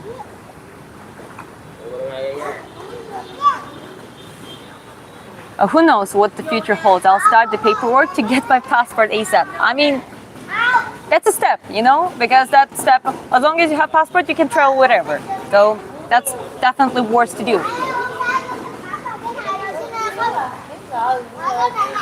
Diana, what's your favorite X-Men comic book characters? That should have been first question asked during initial psychological evaluation. The correct answer probably could have prevented corruption and nepotism. I cannot tell you about X-Men because I don't really watch them, and I haven't read the comic books, so I just don't have information that I need to be able to answer that question. Maybe there could be something else if you could ask another question, which I can be familiar with. I could respond it, but because I know there is the werewolf, the Mr. X, Storm. Like I just know some characters, but I don't really know what they represent that much.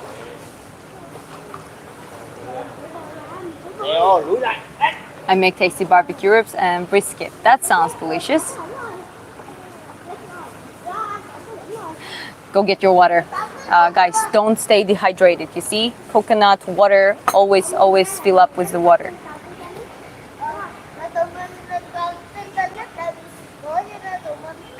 I was doing bouldering and then went home and did 81 pull-ups and now cramping up. Well, I can imagine.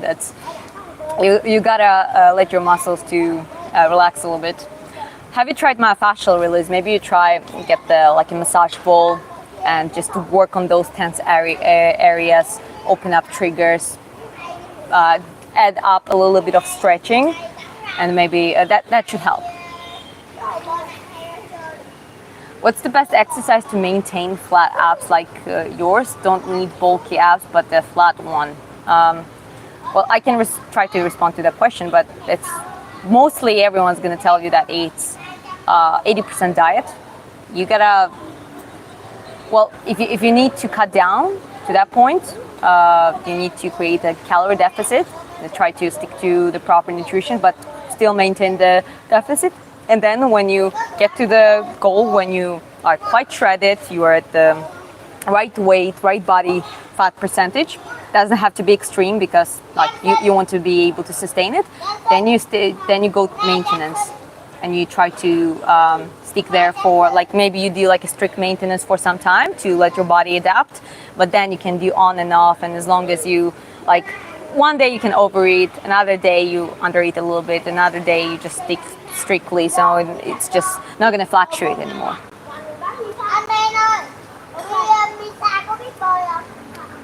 Okay, do you sell parts in the jars? Do you sell by? No, I don't sell parts, but I'll show you. I potentially sell my sketch that I do, so I do drawings in live stream.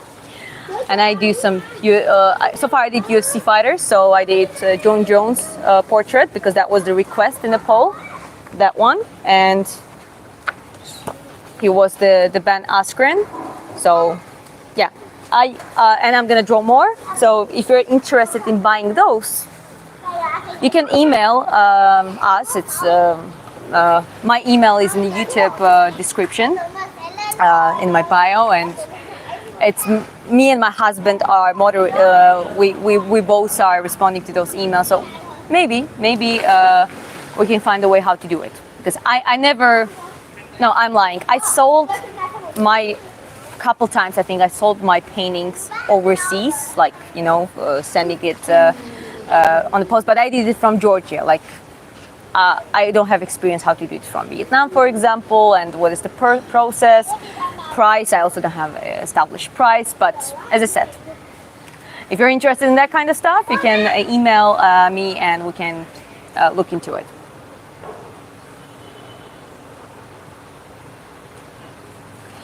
Hi, can you show and explain your tattoos? And by the way, what's your name? I don't want to keep calling you Red Hat. My name is Diana.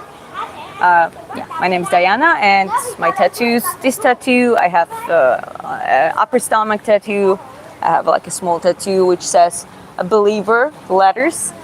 I have tattoo on my leg, but you can see that when I do training, when I do some shadow boxing.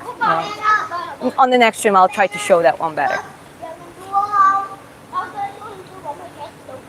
How many calories do you eat a day? It depends, it varies from 1,000 and 500 sometimes when I'm just, especially when I'm in a little bit of strict deficit and in the days that I'm not that active.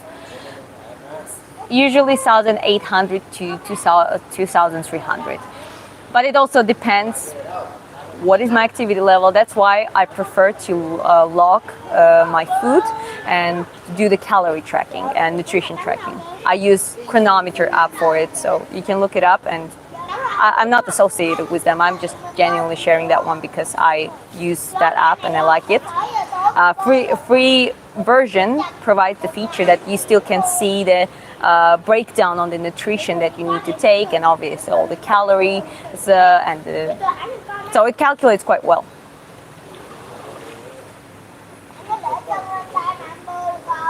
Looks like it's Scarlett Johansson. I've been told that quite often lately since I started streaming. Went to Buffalo Bar Sunday. Tomorrow is going to be karaoke night. It's amazing, Diana. Thank you. I want to commission you to draw my animals. You know what? Message me. Send me an email, Kyla, and I think I can do that for you. I love animals, and currently I do black and white if it's okay, but I can do colors too. So let's see what we can do around it. So feel free to email. Hi, she's strong. Trying to be. That's a good question. How safe is Vietnam for tourists? I would say it's one of the safest countries I've been so far.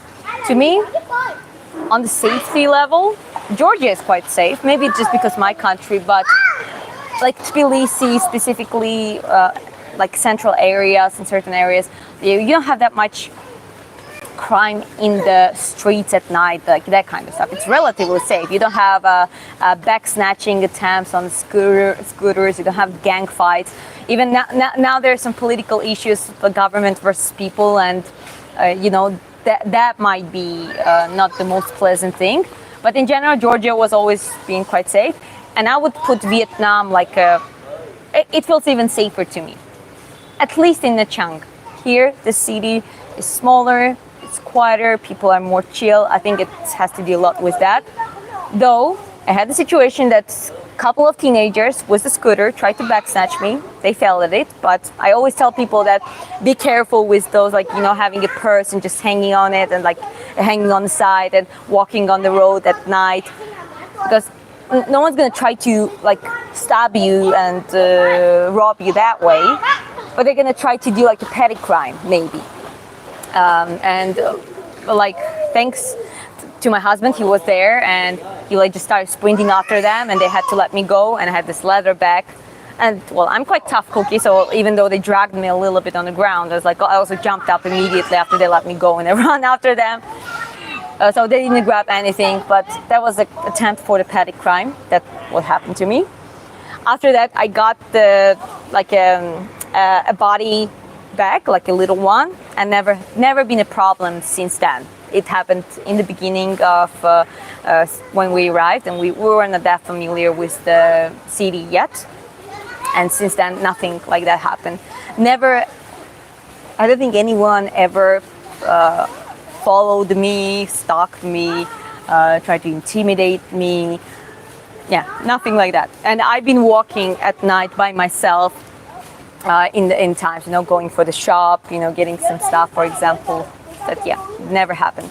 So I find the Nha Trang quite safe. I cannot say same about Ho Chi Minh necessarily or Hanoi. Even though it also felt safe, it wasn't bad. I was able to go out, you know, take out cash. No one would try to threaten me or anything like that. But I think those are bigger cities. The chances of having some, you know, like ending up in some dangerous situation is probably higher. But generally, I would put at the safe, like bigger cities, more touristy areas are pretty much okay. How tall are you? I'm 161 centimeters or 5'2" feet. Wow, be safe, thank you. Yeah, absolutely. You gotta be, I mean, as much as we should not blame, like victim blaming is bad, okay? We all agree on that. But you gotta have to be self-aware and environmentally aware. Especially as you go to another country with different morals, different rules, different nuances to it, you know. Don't try to challenge it, you know. Don't try to challenge it. Oh, like I can do it because like everyone has to adapt to me. Unfortunately, it doesn't work that way. So if you can avoid going through the dark alley, don't go to the dark alley. Go through both for men and women. I mean, men also they're actually quite not a lot of people talk, but it's not only crime against women because they're vulnerable, you know, like relatively to men. A lot of crime happens to men too, you know, men against men usually. So if you can avoid that trouble, if you see that, okay, that looks suspicious, that does not look safe, listen to your instinct, listen to your survival mechanism, just try to avoid it.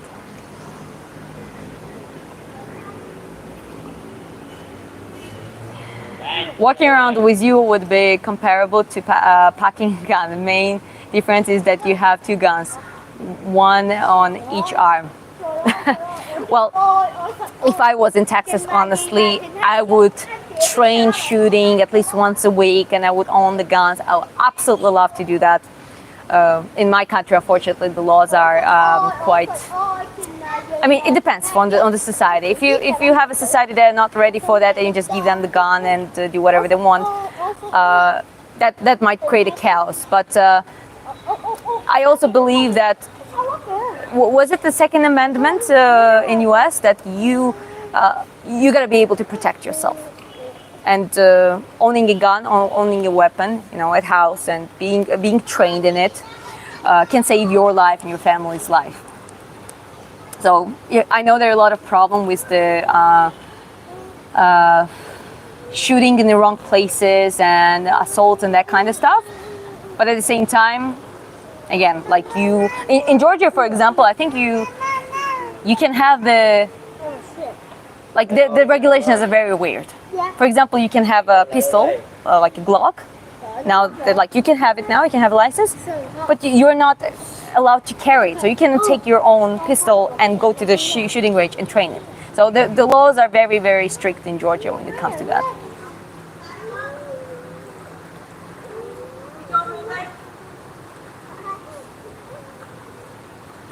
I can comment now. Can you add me as the moderator again?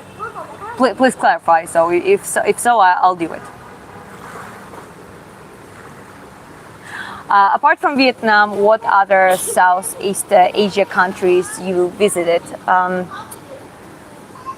Philippines. I think that counts as a Southeast Asia country.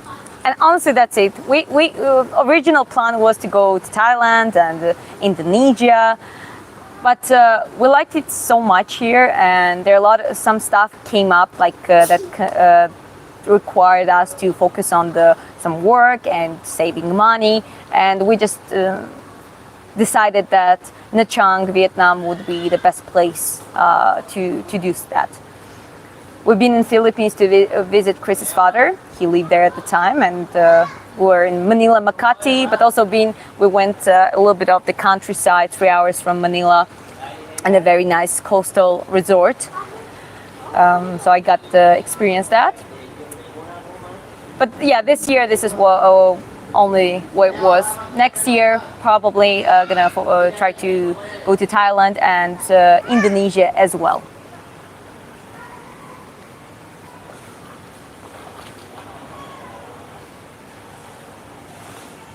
Your arms are your guns. Haha. Yeah, that sounds cool. I want to see Tibet and Egypt. Tibet and Egypt. That's two interesting countries. Like Egypt is quite a common destination for Georgians, though I never been in Egypt yet.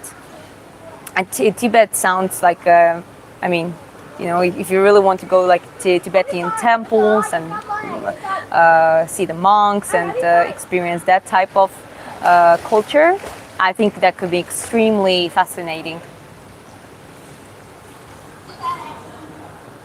I also think that for guys that grew up without a father and watched their mom struggle all alone, I think that also heavily contributes to the females that we find aesthetically pleasing and gravitate to.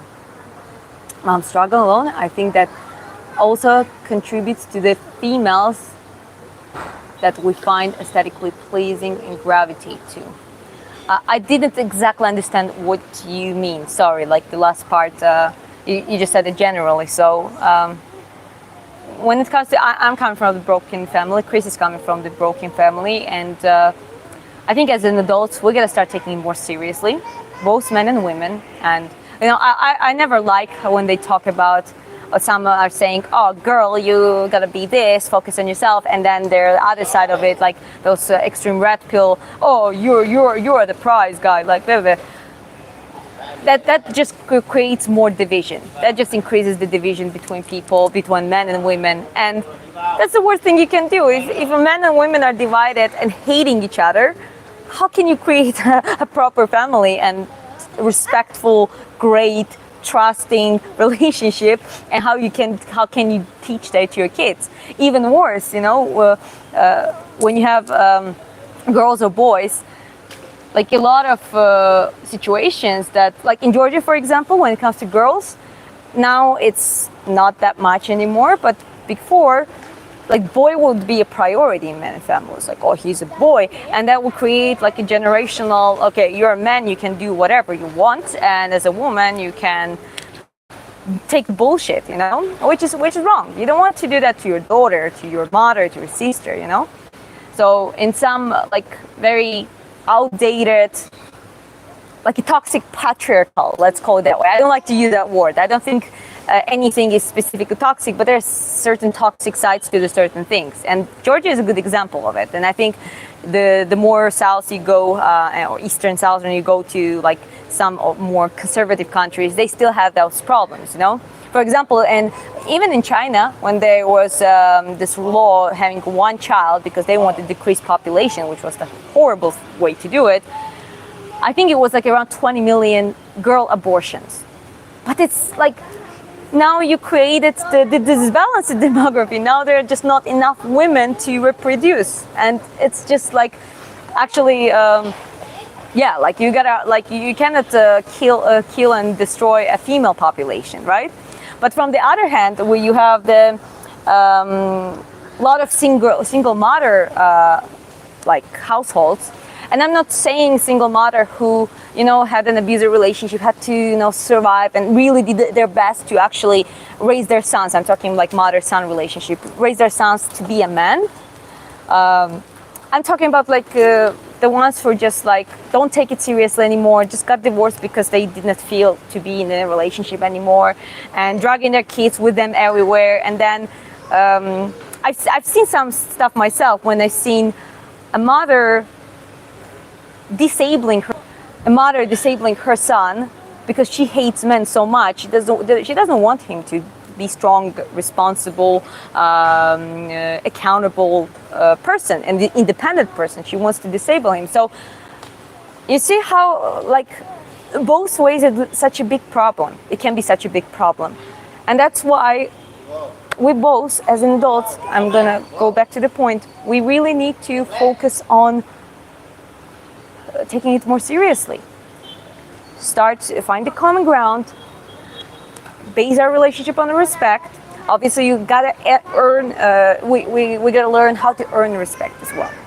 And by, like, if we want to do that, one of the things we gotta be generally respectful, generally polite, being able to hold conversation, not act on reactive emotions all the time. You know, not take everything personally. And then to adults, both men and women, when you get like, okay, you know what, we're matching with values, they're like good things, I already have to orient yourself on the success. That, no, it's not gonna, oh, let's see how it works, and well, if it doesn't work, we can divorce. It's already setting up yourself for a failure. I believe we really need to start taking serious, like specifically creating a family, and especially when it comes to kids, we need to start take it very seriously. Because when you have kids, it's not only you anymore. For both men and women, it's not only you anymore. You gotta show them the best example you can, both of you, even when it comes to the relationship toward each other, because they just gonna mirror it. And no matter what you tell them, what the words they say, what words you tell your kids, if you don't act on it, if you don't set your own example, that's not gonna work.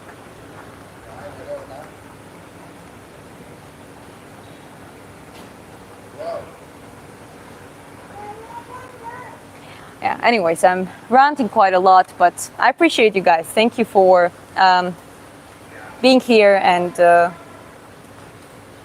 I'm really getting more and more excited about building up the community. And I feel like there are some consistent viewers, some people that interact. They're wonderful, seem to be very wonderful. And there are certain things that we're like-minded in. Agree to disagree is also a normal thing. We don't have to agree on everything, but that's like a part of the core values to the community that me and my husband want to create. One part of it is through YouTube. That we just, you know, like people who are realistic, not delusional, know how to face hard times, being resilient but not emotionally detached. I mean, you gotta practice emotional detachment, but you should not be fully detached. You shouldn't be non-emotional. You gotta, I believe that empathy is a very strong, it can be a very strong trait, very strong tool. And as much as we need to be in self-control, we also gotta be empathic towards each other and willing to help. Most of relationships, even on a higher level, it's transactional. We you give me something, I give you something. And it's fine. It works that way. But at the same time, with the higher of the level of the empathy you have, sometimes you're like, you know what? I'm just gonna do that for a person. I'm just gonna help them, because I like them. I think they're a good person. So those moments of really unconditional support, unconditional empathy is what we need as a humanity as well. So that's one thing that we should practice. And I'm very happy to be here and being able to talk about all that stuff. I just want to say thank you and wish you the best. You are strong and intelligent. Keep going. You are rare. Thank you. And you seem to be, like, from your points, you also seem to be intelligent, smart, patient. And it's a matter of practice. The last thing, when you say you are rare. So I think all of us, our ego works that way. We want to be exceptional. We want to be individual. We like the idea that I'm like, there's no one else. They're better, they're worse, whatever, but I'm like, there's no one else same as exactly as me. But when you grow up a little bit and you kind of step through the main character syndrome, usually it's kind of gets stronger in your teenagehood. But then when you pass that period, you understand that at some point you realize I'm nothing comparing, like the world is so big, I'm just like part of it. There's so many same patterns that I share with other people. There's so many interests that like same as others. So at some point you get to the understanding that I'm not unique. But then you pass that period too, and you get to the point that, okay, there are certain things that is like a pattern for societies. Like, as you were saying, that society and culture shapes us, our parents shape, like our childhood experience and the process of growing up shapes us outside of our personal self-worth. But then you get to the point to take that responsibility. You know what? Now I'm the product of my society, where I was born, where I came from, but I want to now do the conscious changes. Now I want to do something that it's my conscious choice, and it's not easy. Usually people don't break those patterns. They don't break generational curses. They don't break their behavior that they just kept passing on from generation to generation. Their parents, they got it from their parents got it from their grandparents, etc. But yeah, like making the conscious choice. And then when you really commit to it, you really put that work and you always do something day by day, little by little. And then you start feeling this, like you start to feel that you're a human being. You have a certain primitive part, like everyone else. But the work you put into it to become more conscious, to have a good reality check, to be able to listen to some people when it's needed, to be able to adapt, basically become a chess player in a life. I think this is what starts making you more unique. That work that you put in your self-development, real work, not just toxic healing, not just, oh, I'm gonna accept myself the way I am because I never accept myself before. It's like from one extreme to another extreme. In reality, if you really want to heal, if you really want to evolve, you gotta face things you're not good at, you're failing, and you gotta put the work into. So, yeah, I'm ranting again, but it's a live stream, and well, hope it's not too annoying, and you just maybe have it on the background, and hope it's actually makes some sense. Your hubby is awesome. He's one of the best people I know. Pray for peace. We are all humans. Yes, we are. You're right. Empathetic to others. Yeah. I'm glad that you guys resonate to it. I'm very glad to. As everyone else, I like to witness like-minded people. Don't have to agree in everything, but certain core there is such a satisfaction when you have a conversation, even with someone that you have quite like opposite views in many things, but you kind of come down to those common conclusions and you start agreeing on certain things. We all agree that we need the balance between like common sense, logical thinking, being pragmatical, but also empathy. We need to be empathetic. We need to be able to do some things unconditionally sometimes. We cannot do it for all the time, and it's completely fine. But when we do that on occasion, that already makes life better, and humanity. It makes humanity better.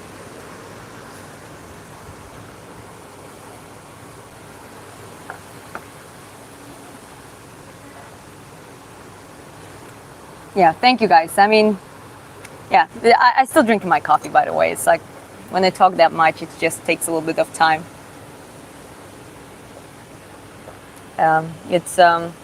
It's cool, but it's nice. And let me show you, actually. Let me show you one more time. So this is the view I have. And this is, as I said, it's like a hotel, but this part is a restaurant and there is a street out there. So I came in from that part. You have nice pool, beautiful, very peaceful, especially now. A lot of people, basically everyone left. I'm the only one here.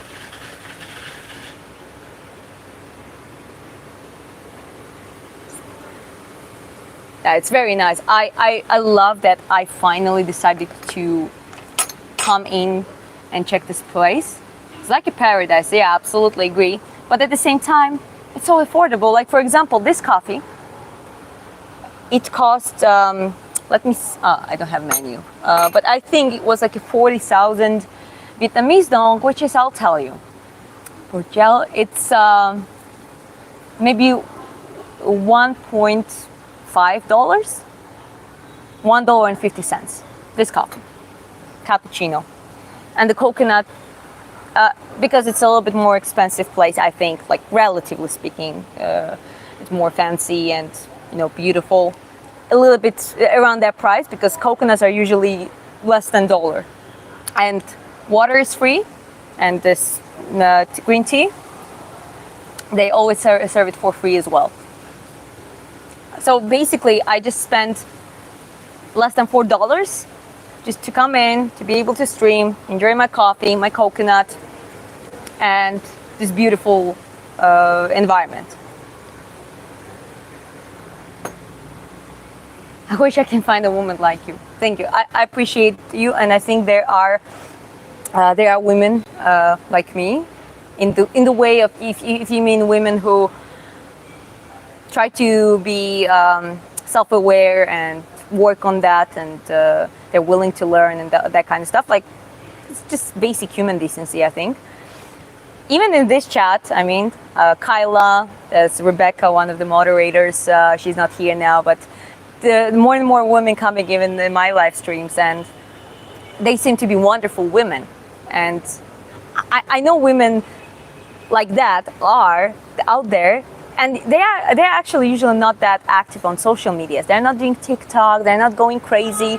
There's some people who try to do like a YouTube, try to become an influencer or something, set some values.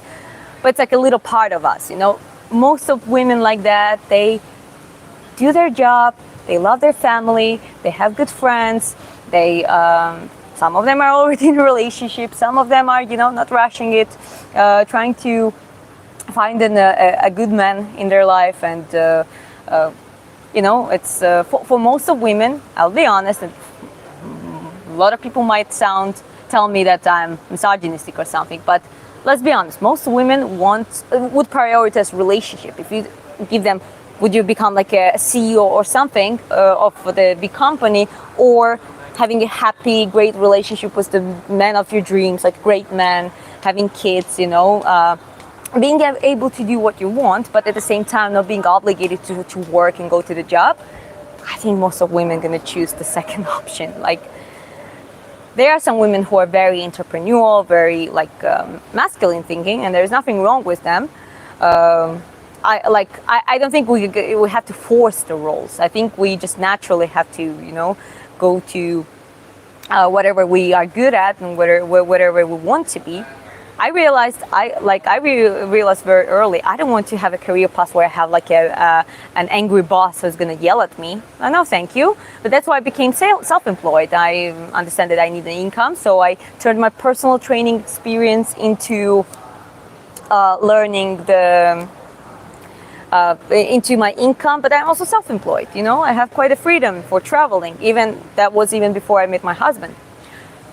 But at the same time, I love doing sports. I love setting goals when it comes to achieving certain things. I love to create my art. I would love to create more art and being able to sell it to, they're like, I like an orthodox way of making money, making success. And guess what? My husband, despite us being quite, he's very masculine. With him, I'm getting as feminine as I can, just naturally. But he's supporting me he wants me to do sport. He was saying he was the one of the people who encouraged me to, why wouldn't you get back to competitive boxing? That doesn't really sound that misogynistic or oh, you gotta be a housewife or something. So we're living in times that we can have it the way that we can have it quite natural and nice, but at the same time we can be ourselves. And it's very important to find someone who's going to let you to be yourself, especially if you want to be good, if you want to build things, if you want to create certain things and you're good at,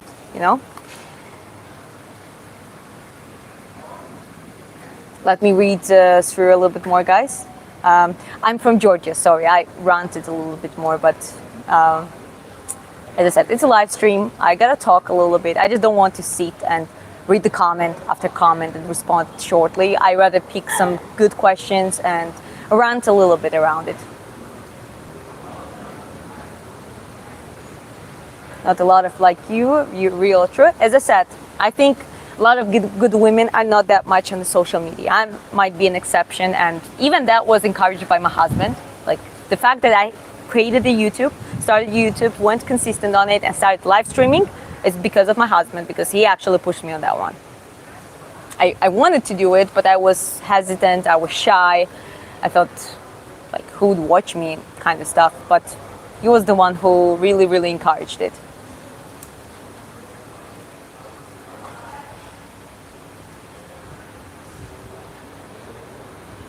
I respect you, but I truly appreciate the woman you are. Thank you, Michael. Thank you guys. I appreciate it. It's 34. Well, what's a good age? Well, that's the thing. For men, it's actually, you have a bigger biological span. So for you, actually focusing on building up your life, all that kind of stuff, is easier. Pursue the career, make the income, create the income flow. And then, when we met, my husband was 40, I think. Yeah, that's when we met. And he just went through the period of his life, survived a lot of stuff. His lifestyle was reckless before, very extreme. Then he evaluated some stuff, so we met at a good time. A lot of men, psychologically, responsibility-wise, actually are ready to really have families at maybe middle 30s to early 40s. That's what I noticed. That's what I see, where I see a lot of men, despite being assholes in the younger years, maybe, making a lot of mistakes and, being all over the place. It's a common age where you get to the point that you're ready for it.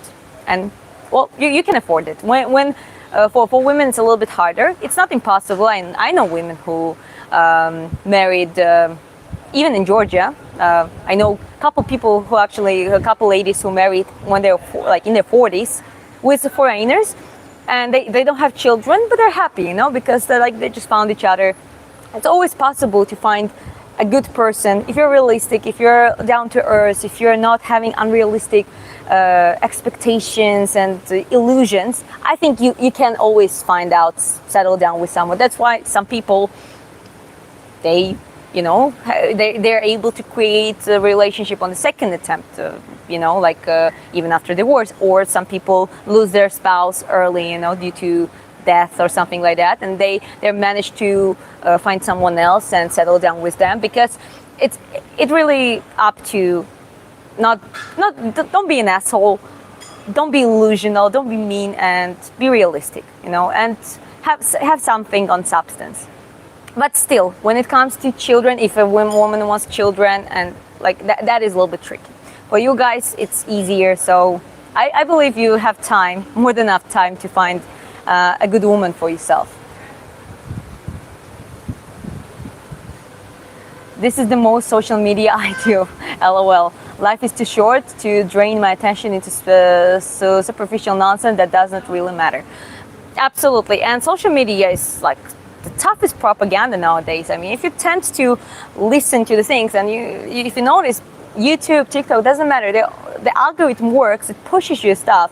And unless you search specific things you want to see, like you're just gonna click whatever the algorithm gives to you. That can brainwash you into stuff, both in the good and bad ways. So it's a good idea to be able to distance yourself from the social media, especially nonsense part of it.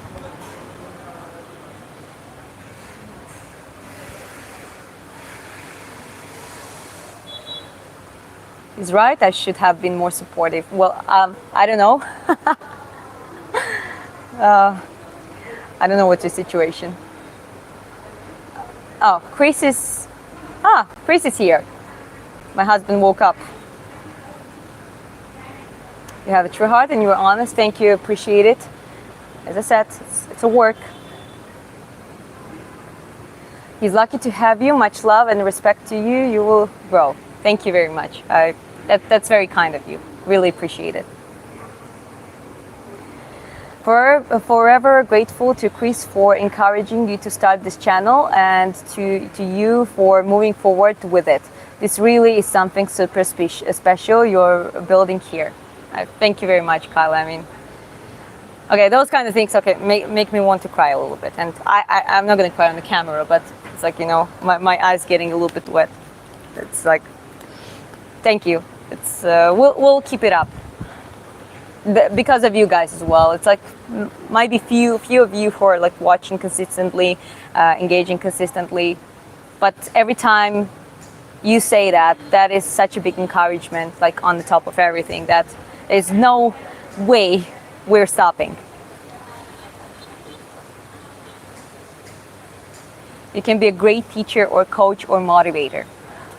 I am to a certain extent already, because I keep working with a lot of private clients.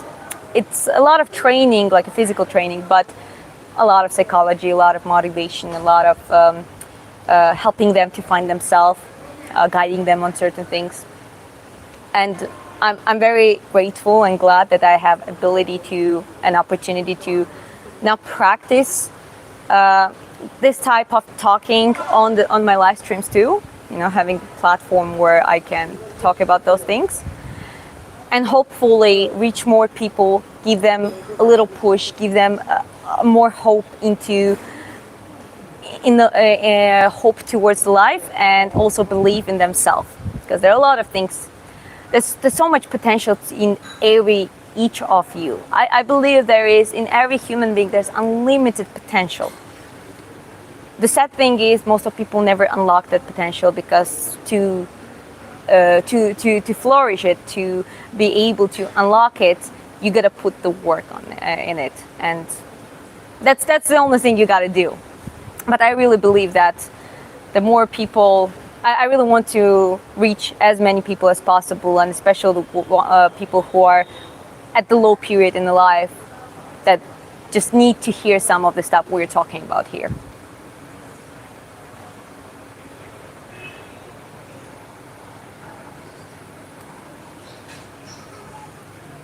You gotta treasure, protect her. Yeah, he's doing a great job in protecting me. He's funny enough, I'm a boxer, right? And Chris never had an experience specifically of striking. I think he did some wrestling in the younger years, but he never did like his proper striking training. So I'm making him even more dangerous by teaching him how to have a proper punching, and like now his low kick are deadly, like already after a few months of practice now, and his boxing is getting better. So yeah, I'm just making my bodyguard and my protector even more dangerous to be able to protect me even better.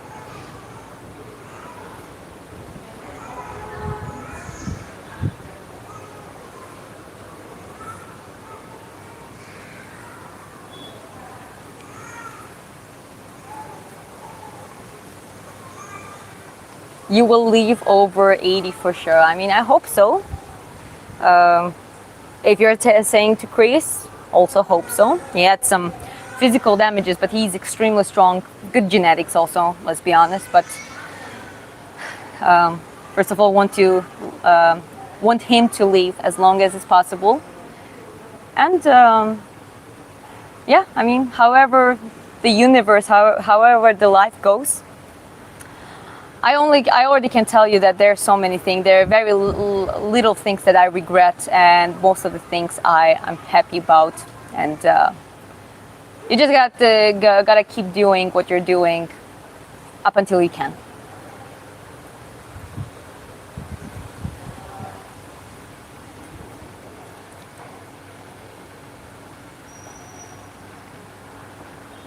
I'm talking about you're not him. I don't know him. Like, he's in the chat, like Chris Aiden. That's my husband. That's what I said. Because a lot of people interact with my husband too, and he gives a lot of good advices and insights himself too. So yeah, hope on the following streams you guys get to know each other too.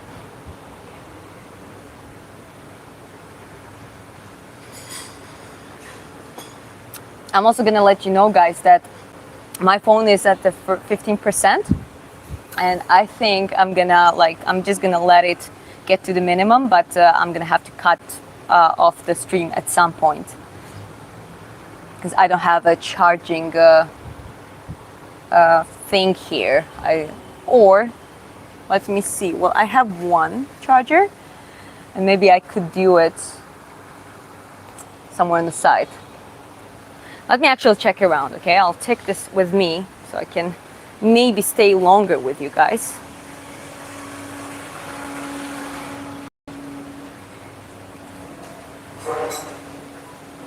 I really like this place, by the way. It's, well, actually, maybe I should just get here. Let me see. Let me see. Let me just choose the place for a second.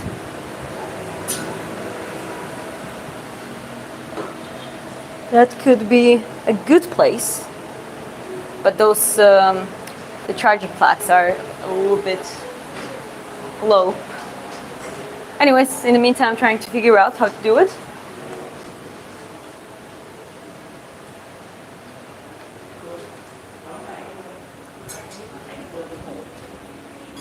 Could talk about not giving up. Well, I said in one of the other streams that actually, let's try this one. So I was saying about I was talking about in the live stream, other live stream, that if you refuse to give up, nothing can stop you. And in the worst case, you die. That's it. But that's not your problem anymore. So if you really refuse to give up on your life, you might have to change your plan, might have to change your vision, transform, start from the scratch. A lot of things can happen in your life, but if you refuse to give up, nothing can stop you. So I think that is the most powerful and truthful motivation when it comes to not giving up. I'm trying to look. Okay, if I put this thing, move the table over here.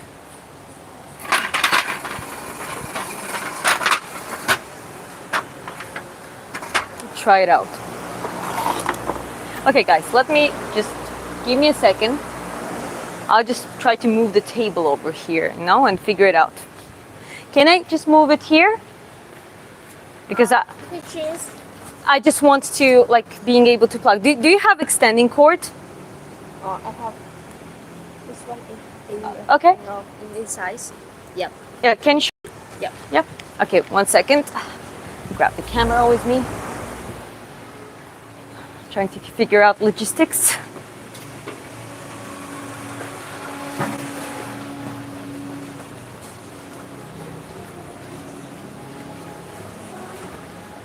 Okay, yeah, let me see if I can move the table a little bit.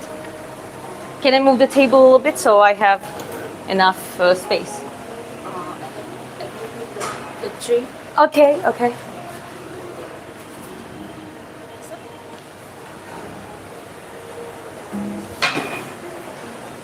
Okay, yeah, that's actually should be, yeah, that should be fine.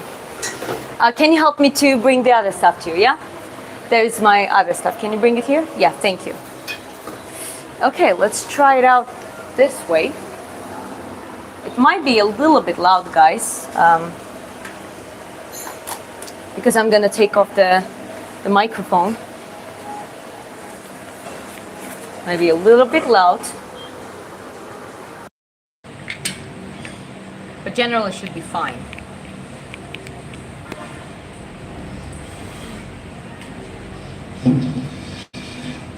Maybe I can even do this. No, that's not really. Sorry, trying to figure it out, guys. It's just a little bit tricky.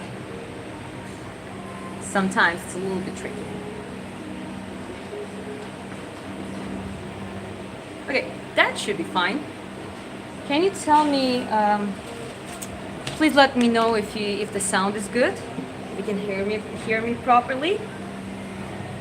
Yeah, it's charging. Anyways, guys, let me just check up something. Okay, now I can see. Oh, it's okay. Good. Great. Okay, guys. Actually, I'm gonna just like ask a basic question, start a poll. So next live stream gonna be my training. So I'm not gonna have a heavy training anyway. So I'm just gonna ask that way. What do you want to see in the next live stream? What do you want to see in the next live stream? Boxing basics,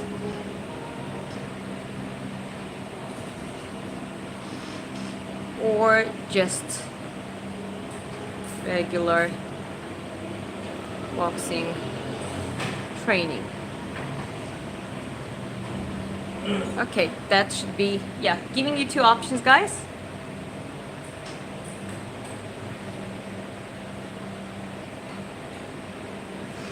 I support every children everywhere, guys. Please don't push only one narrative. I actually have a friend who lost the cousin due to the attack from Iran, the bombing in I think it was in Israel.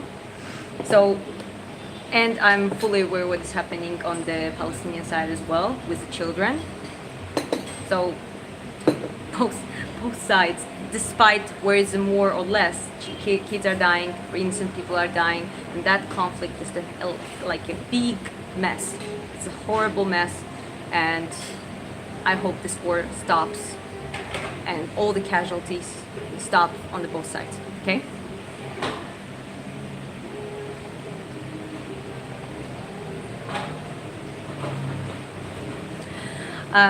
When it comes to the hungry children and the poverty, it's not only Palestine. It's just letting you know, a lot of areas in Africa, a lot of areas in the Southeast Asia.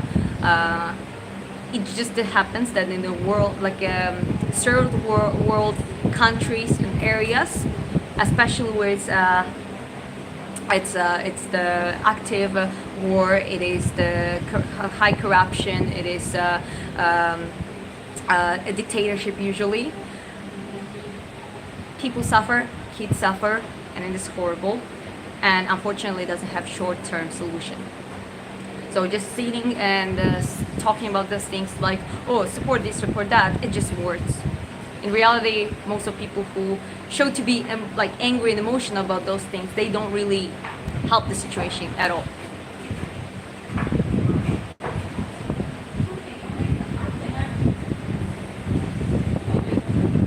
a leg day and I don't want to leave my bed. Well, that's so true. That's so true, and it's so relatable. Hi from Brazil. Hi.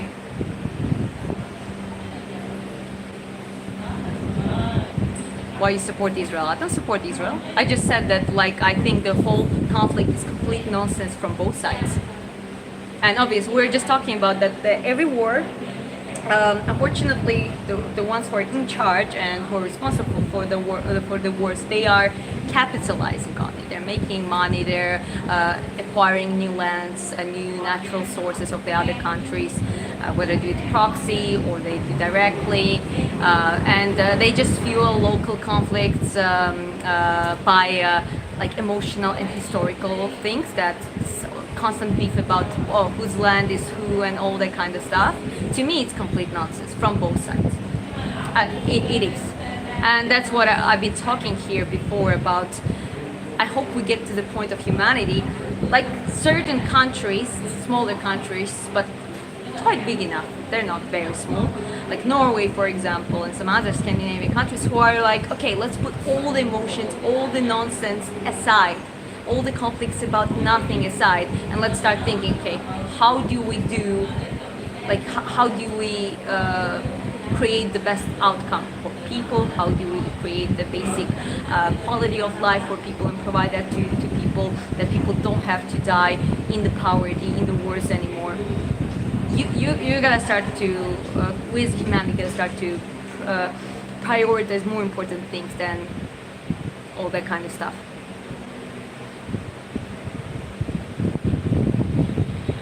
Next stream about how do you boxing and stay with the healthy brain. Stop doing heavy sparrings as a part of the preparation training. Really, you gotta stop to do it. Technical sparring, smart work. Not real, like if you train hard, recover even more, and don't do. I'm just responding shortly to that. Don't do extreme water cut, because what happens if you dehydrate, your brain membrane gets thinner.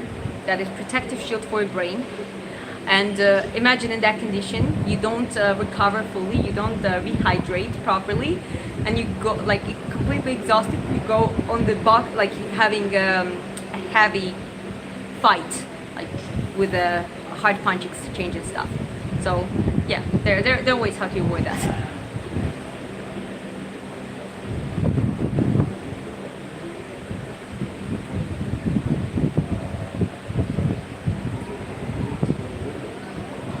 What's up from Arkansas? Wow, it's I think it's the first time someone joining on the stream from Arkansas. All good here in Vietnam. Tell me about Arkansas. I want to know something specific about it. Chris says, we will do some content on brain health and boxing. We have talked about it before. Stop heavy sparring, don't spar dehydrated, etc. But we will do a deep dive. I'll write a proper script for that. Yeah, and when Chris says that, he means it. He's the one who helps me a lot on the background preparation stuff. So if he says so, we're gonna do it. In the house. Arkansas, Ozark Park, in the house. I have no idea what is it. Hello. Hope you're doing well, guys. Let's look at the poll.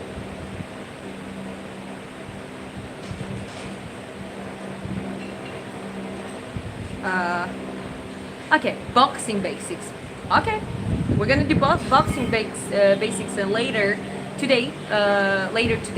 In the stream. That's what we're gonna do.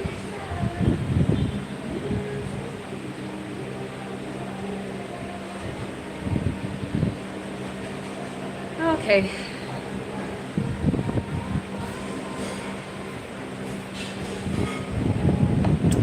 My daughter is 13. She just started boxing. She's having trouble with a hook. I think all of us had this trouble with a hook at some point. It's like hook uppercuts are harder punches to master. But she gotta use her body.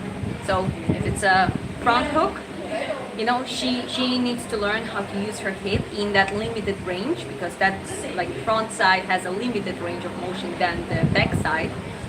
And like she doesn't have to do, like usually they teach hooks like that especially if it's amateur boxing. This is what I've been taught, but it doesn't have to be this. I switched to the like how to say that, but like this type of hook, basically hooking in the body, in the face. So that is more comfortable to me. And yeah, as long as you have your elbow up, your shoulder, and you add up the body rotation, that is how you get to it gradually, and it's just keep getting better. I'm gonna do it on today's stream. I'm gonna explain how to do it properly.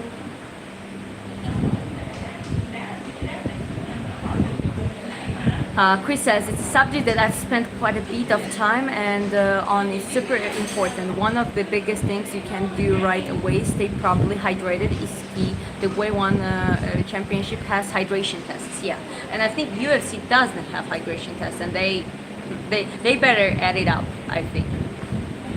Where are you from? I'm from Georgia, the country. No problem. I don't. I know you don't care about it. Well, don't try to guilt trip me. It's just I'm not gonna talk about this topic because I'm not. My channel is not about politically supporting someone or spreading certain agenda or propaganda, or support someone directly and despising other side. That's not my job. That's not what I'm willing to do. So if you have questions regarding like general conversations we have right now, and if you're willing to engage in that, feel free to do it. But I'm gonna give you a warning. If you're gonna keep spamming about your narrative, I'm just gonna hide you from the channel. Okay? I don't want to do it. That's why I'm letting you know. She hesitates to throw it when she's parts. Well, for example, I don't know like how it works for her and why she's hesitant. For me, I don't use that much right hook like as a separate thing. I always use the combination. However, when it comes to the left hook, I use it quite a lot as a separate punch, just to do sidestep, you know, jab and hook after it. So she just gotta find the, right now at that age, if she just started, she gotta try to practice everything. Just keep practicing it repetitively, even if it feels uncomfortable, even if it feels weird. And then over time, she's gonna start feeling like certain things that works for her better, and she's gonna be able to focus on those things. Right now, she just has to keep practicing, and I believe that everything's gonna be well. I chose boxing basics so that I could start building the framework. I can feel an obsession for boxing building inside my soul. LOL. Okay, absolutely. Gonna do boxing basics today, and it's still a training for me. It's still analyzing my own movements, what I'm doing, and explaining it out loud. That actually helps quite well. So I think we're gonna help each other with it. Do you get pedicures? No. I just try to keep my nails clean, and that's it. That's what I do.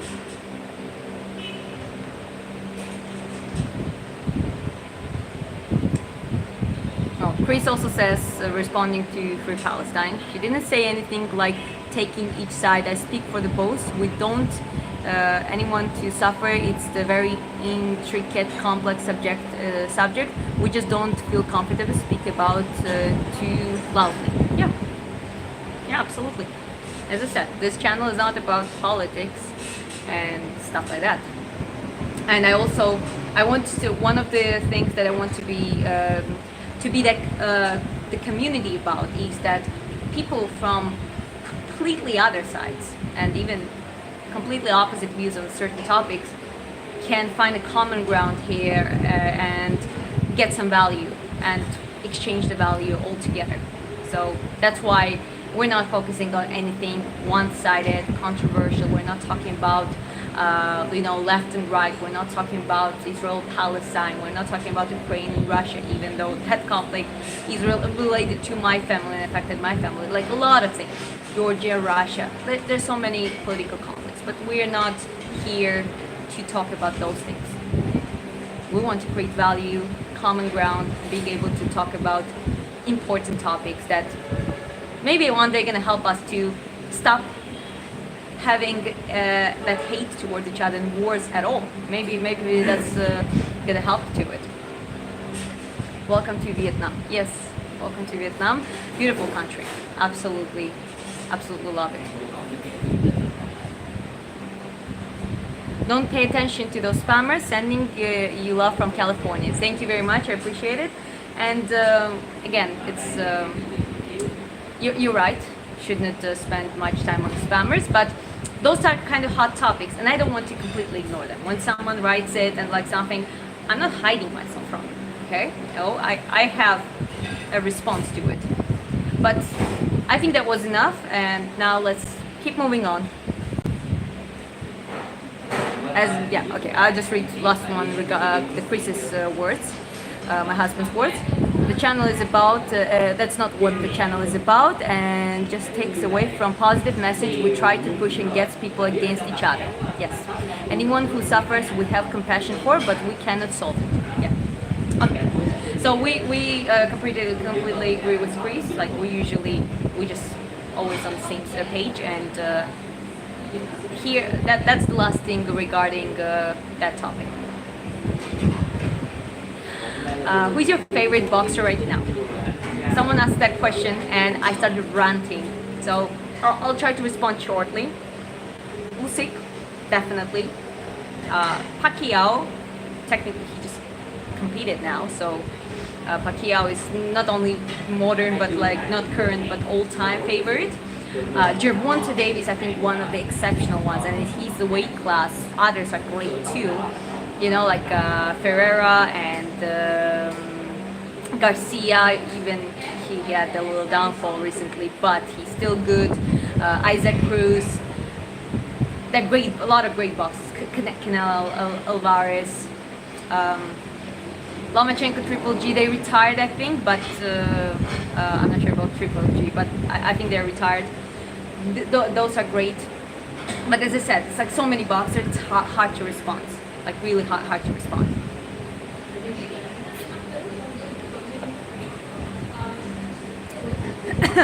Hello, hi, hope you're doing well.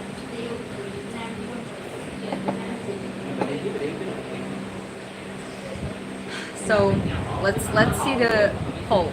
A lot of people want me to do the boxing basics, so I think you should join for that live stream. It's gonna be, I'll tell you what time is now. It's like 1 p.m. exactly here in Vietnam. We'll do that a little later in the day, maybe 5, 6, 7 p.m. We'll see around that time. Not current, but also check out Bernard Hopkins. Absolutely, we watch the documentaries about Bernard Hopkins, one of the most impressive boxers out there as well, with a very long career, very successful career, and like even now being absolutely healthy, and I think, yeah, like genetical blessing, but also a very smart preparation, and that guy's phenomenal. Bernard Hopkins, he's the one who fought Roy Jones Jr., also one of the all-time best, and yeah, he was like in the middleweight, light heavyweight, I think too. Like yeah, he fought in those 4 weight classes.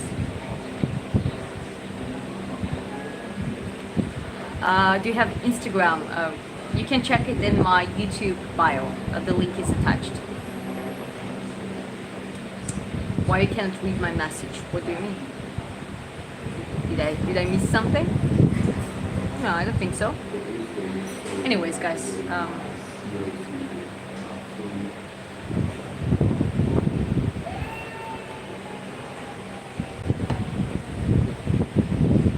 phone is charging. They all seem to be good. Still have my coffee left, so it was coffee and Q&A, and I still have my cappuccino left.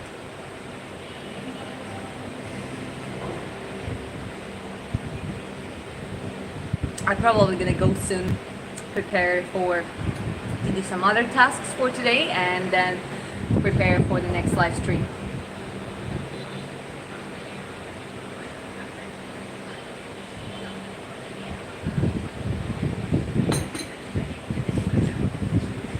finally finished my coffee. Now there is coconut left. So as I said, I always order coffee. I always order one coconut water. They also bring like a green tea like this. So there is a lot of liquids, you know, to make sure that I'm staying hydrated, and it just feels nice. I don't like drink only coffee and having that aftertaste.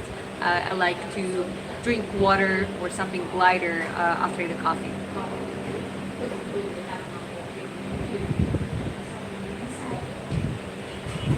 Now let me check out something.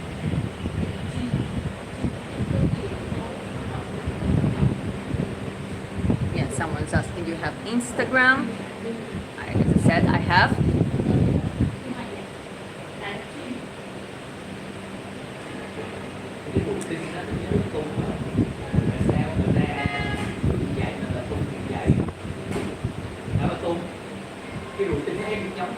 But anyways, guys, you know what? I'm just gonna, well, due to the chat activity decreased, which is fine. That happens at some point in the live streams, and I think I also gotta go and take care of some stuff. As I said, prepare for the later live stream, which is gonna be due to your request about boxing basics. So we're gonna go through the boxing basics and all of that kind of stuff. And I'm gonna wrap up this stream. And thank you very much for being here. Thank you very much for engaging in very deep and good conversations. Basically joining me for my coffee branch and live stream. And I wish you all the best. Have a great day or great night or afternoon, depending where you're from. And I see you in the next live stream. Friday night there in the States, so people are out partying. Well, that makes sense, but it should be fine. Actually, in a few hours, that will be, I think it will be morning, right? It will be like Saturday morning. So yeah, Saturday night will be Saturday morning. Hold on. Yeah, Saturday morning for US at least, and so there's people watching from the other parts as well.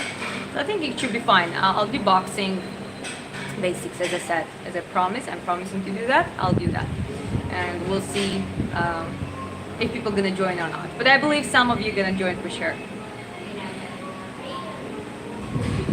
Okay. Well, I have to respond to that question before I go. If you had the chance to correct something, what would it be and why?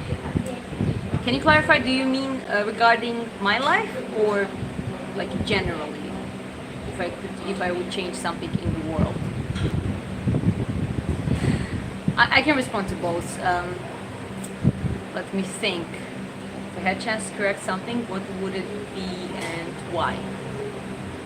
I think I would Okay, I would really correct. Like just with a click, if it would be possible, I would click my fingers. And all of a sudden, the mental awareness of all people, basic people who do their jobs, who coming from the hard backgrounds, everyone raises up towards being able to like create the peace and base the relationship on respect and give a good future for kids. That's what I would do. It's a little bit weird way to put it, but I would like just click that way. All of a sudden, the whole world has a higher emotional intelligence, higher critical thinking, and they just navigate better how to create better lives for them, for the community, but also for set a better example for the children, because that's what I believe could change a lot. Love your accent, thank you. It's a generic English, Eastern European, Georgian, sometimes American kind of accent, I guess. But okay, guys, thank you very much again. I really gotta go now, and I see you in the next stream, which is gonna be boxing basics. It's gonna be in a few hours now, so keep updated. Bye bye.